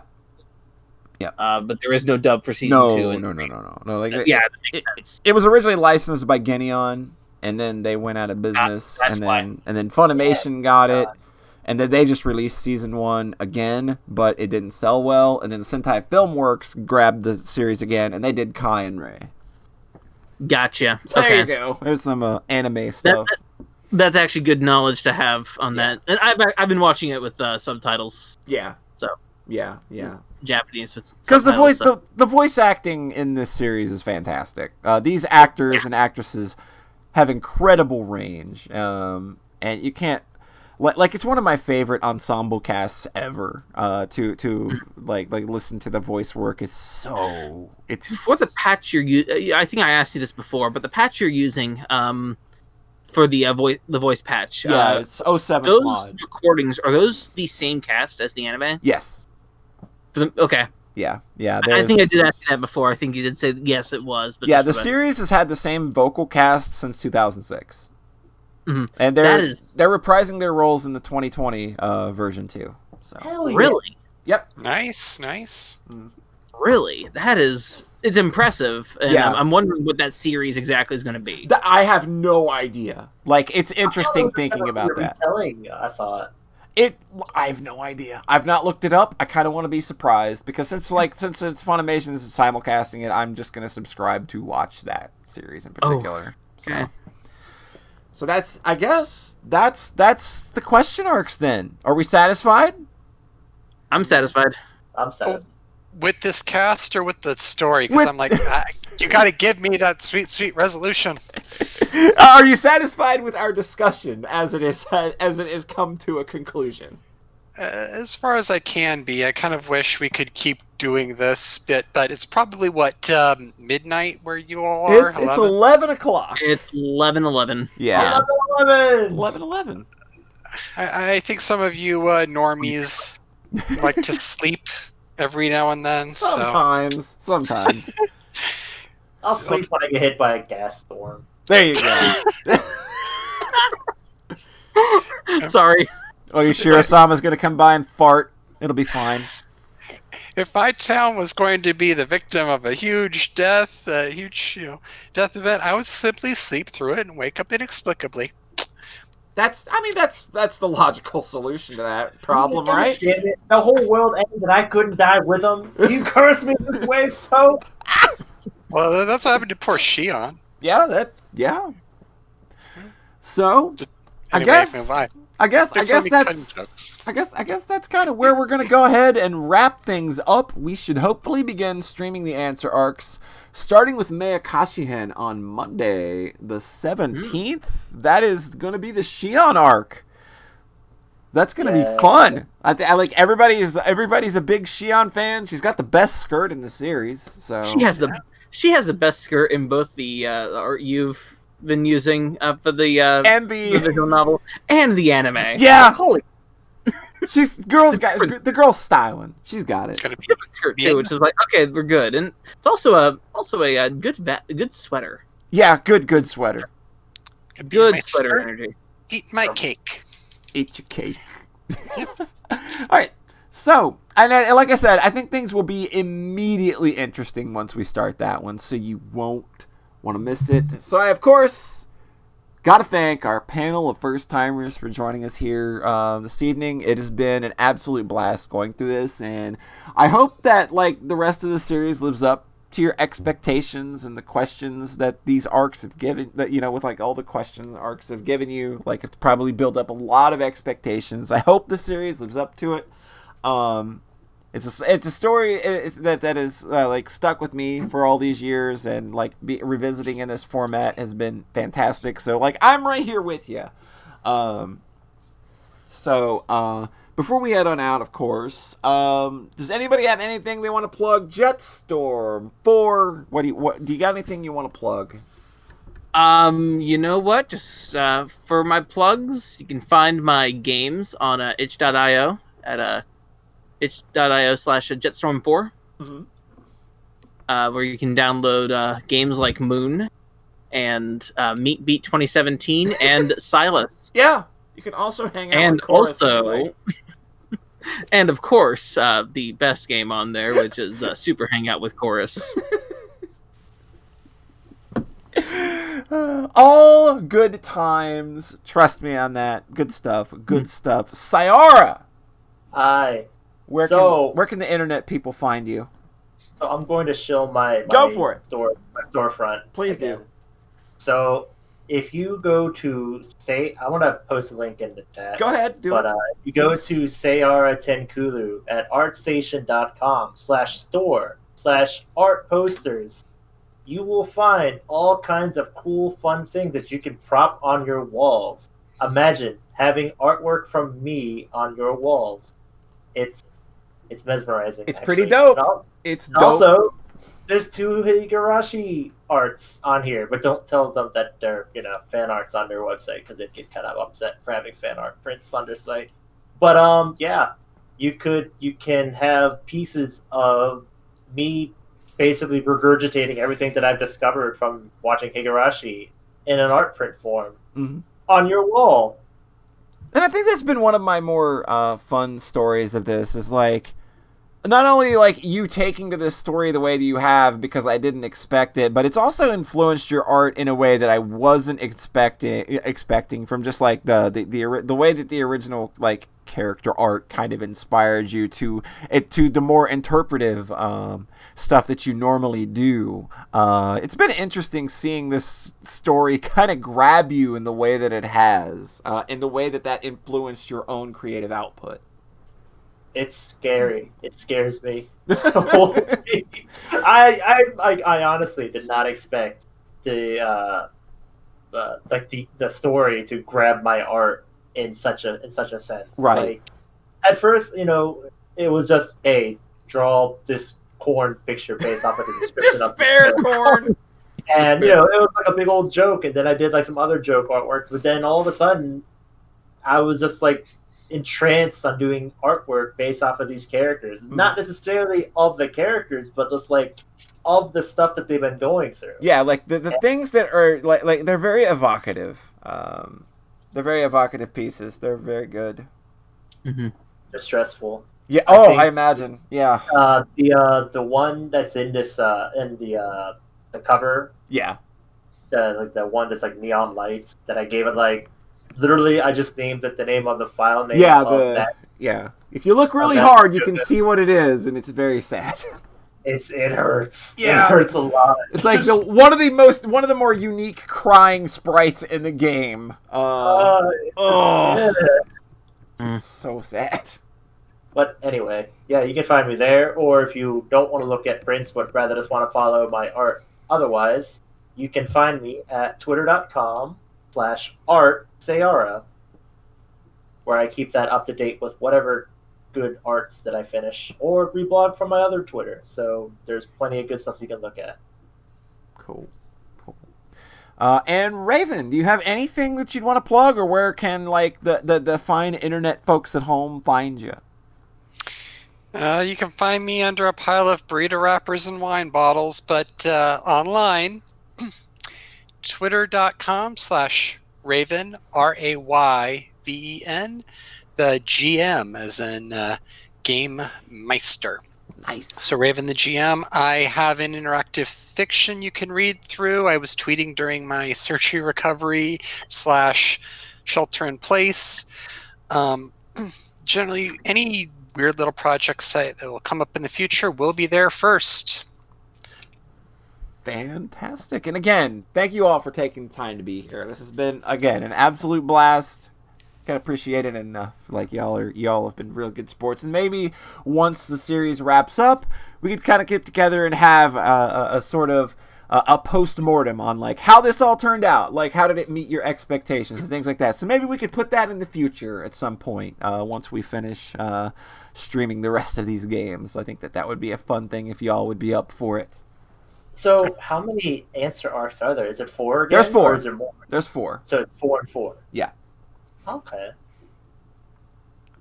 Cool. Yeah, We still so, got a load of streams left. We've probably still got over 60 hours of stream left. Woo! I waited 5 years for this. I can wait 60 hours. There you go. It'll be fantastic. All right, we're going to go ahead and we are going to get on out of here. Thanks again for listening. Much love to everybody. And again, thanks to the panelists. Remember, we're the podcast that loves you. We're the only ones that love you. Meepa. Meepa! Go Jets. Oh.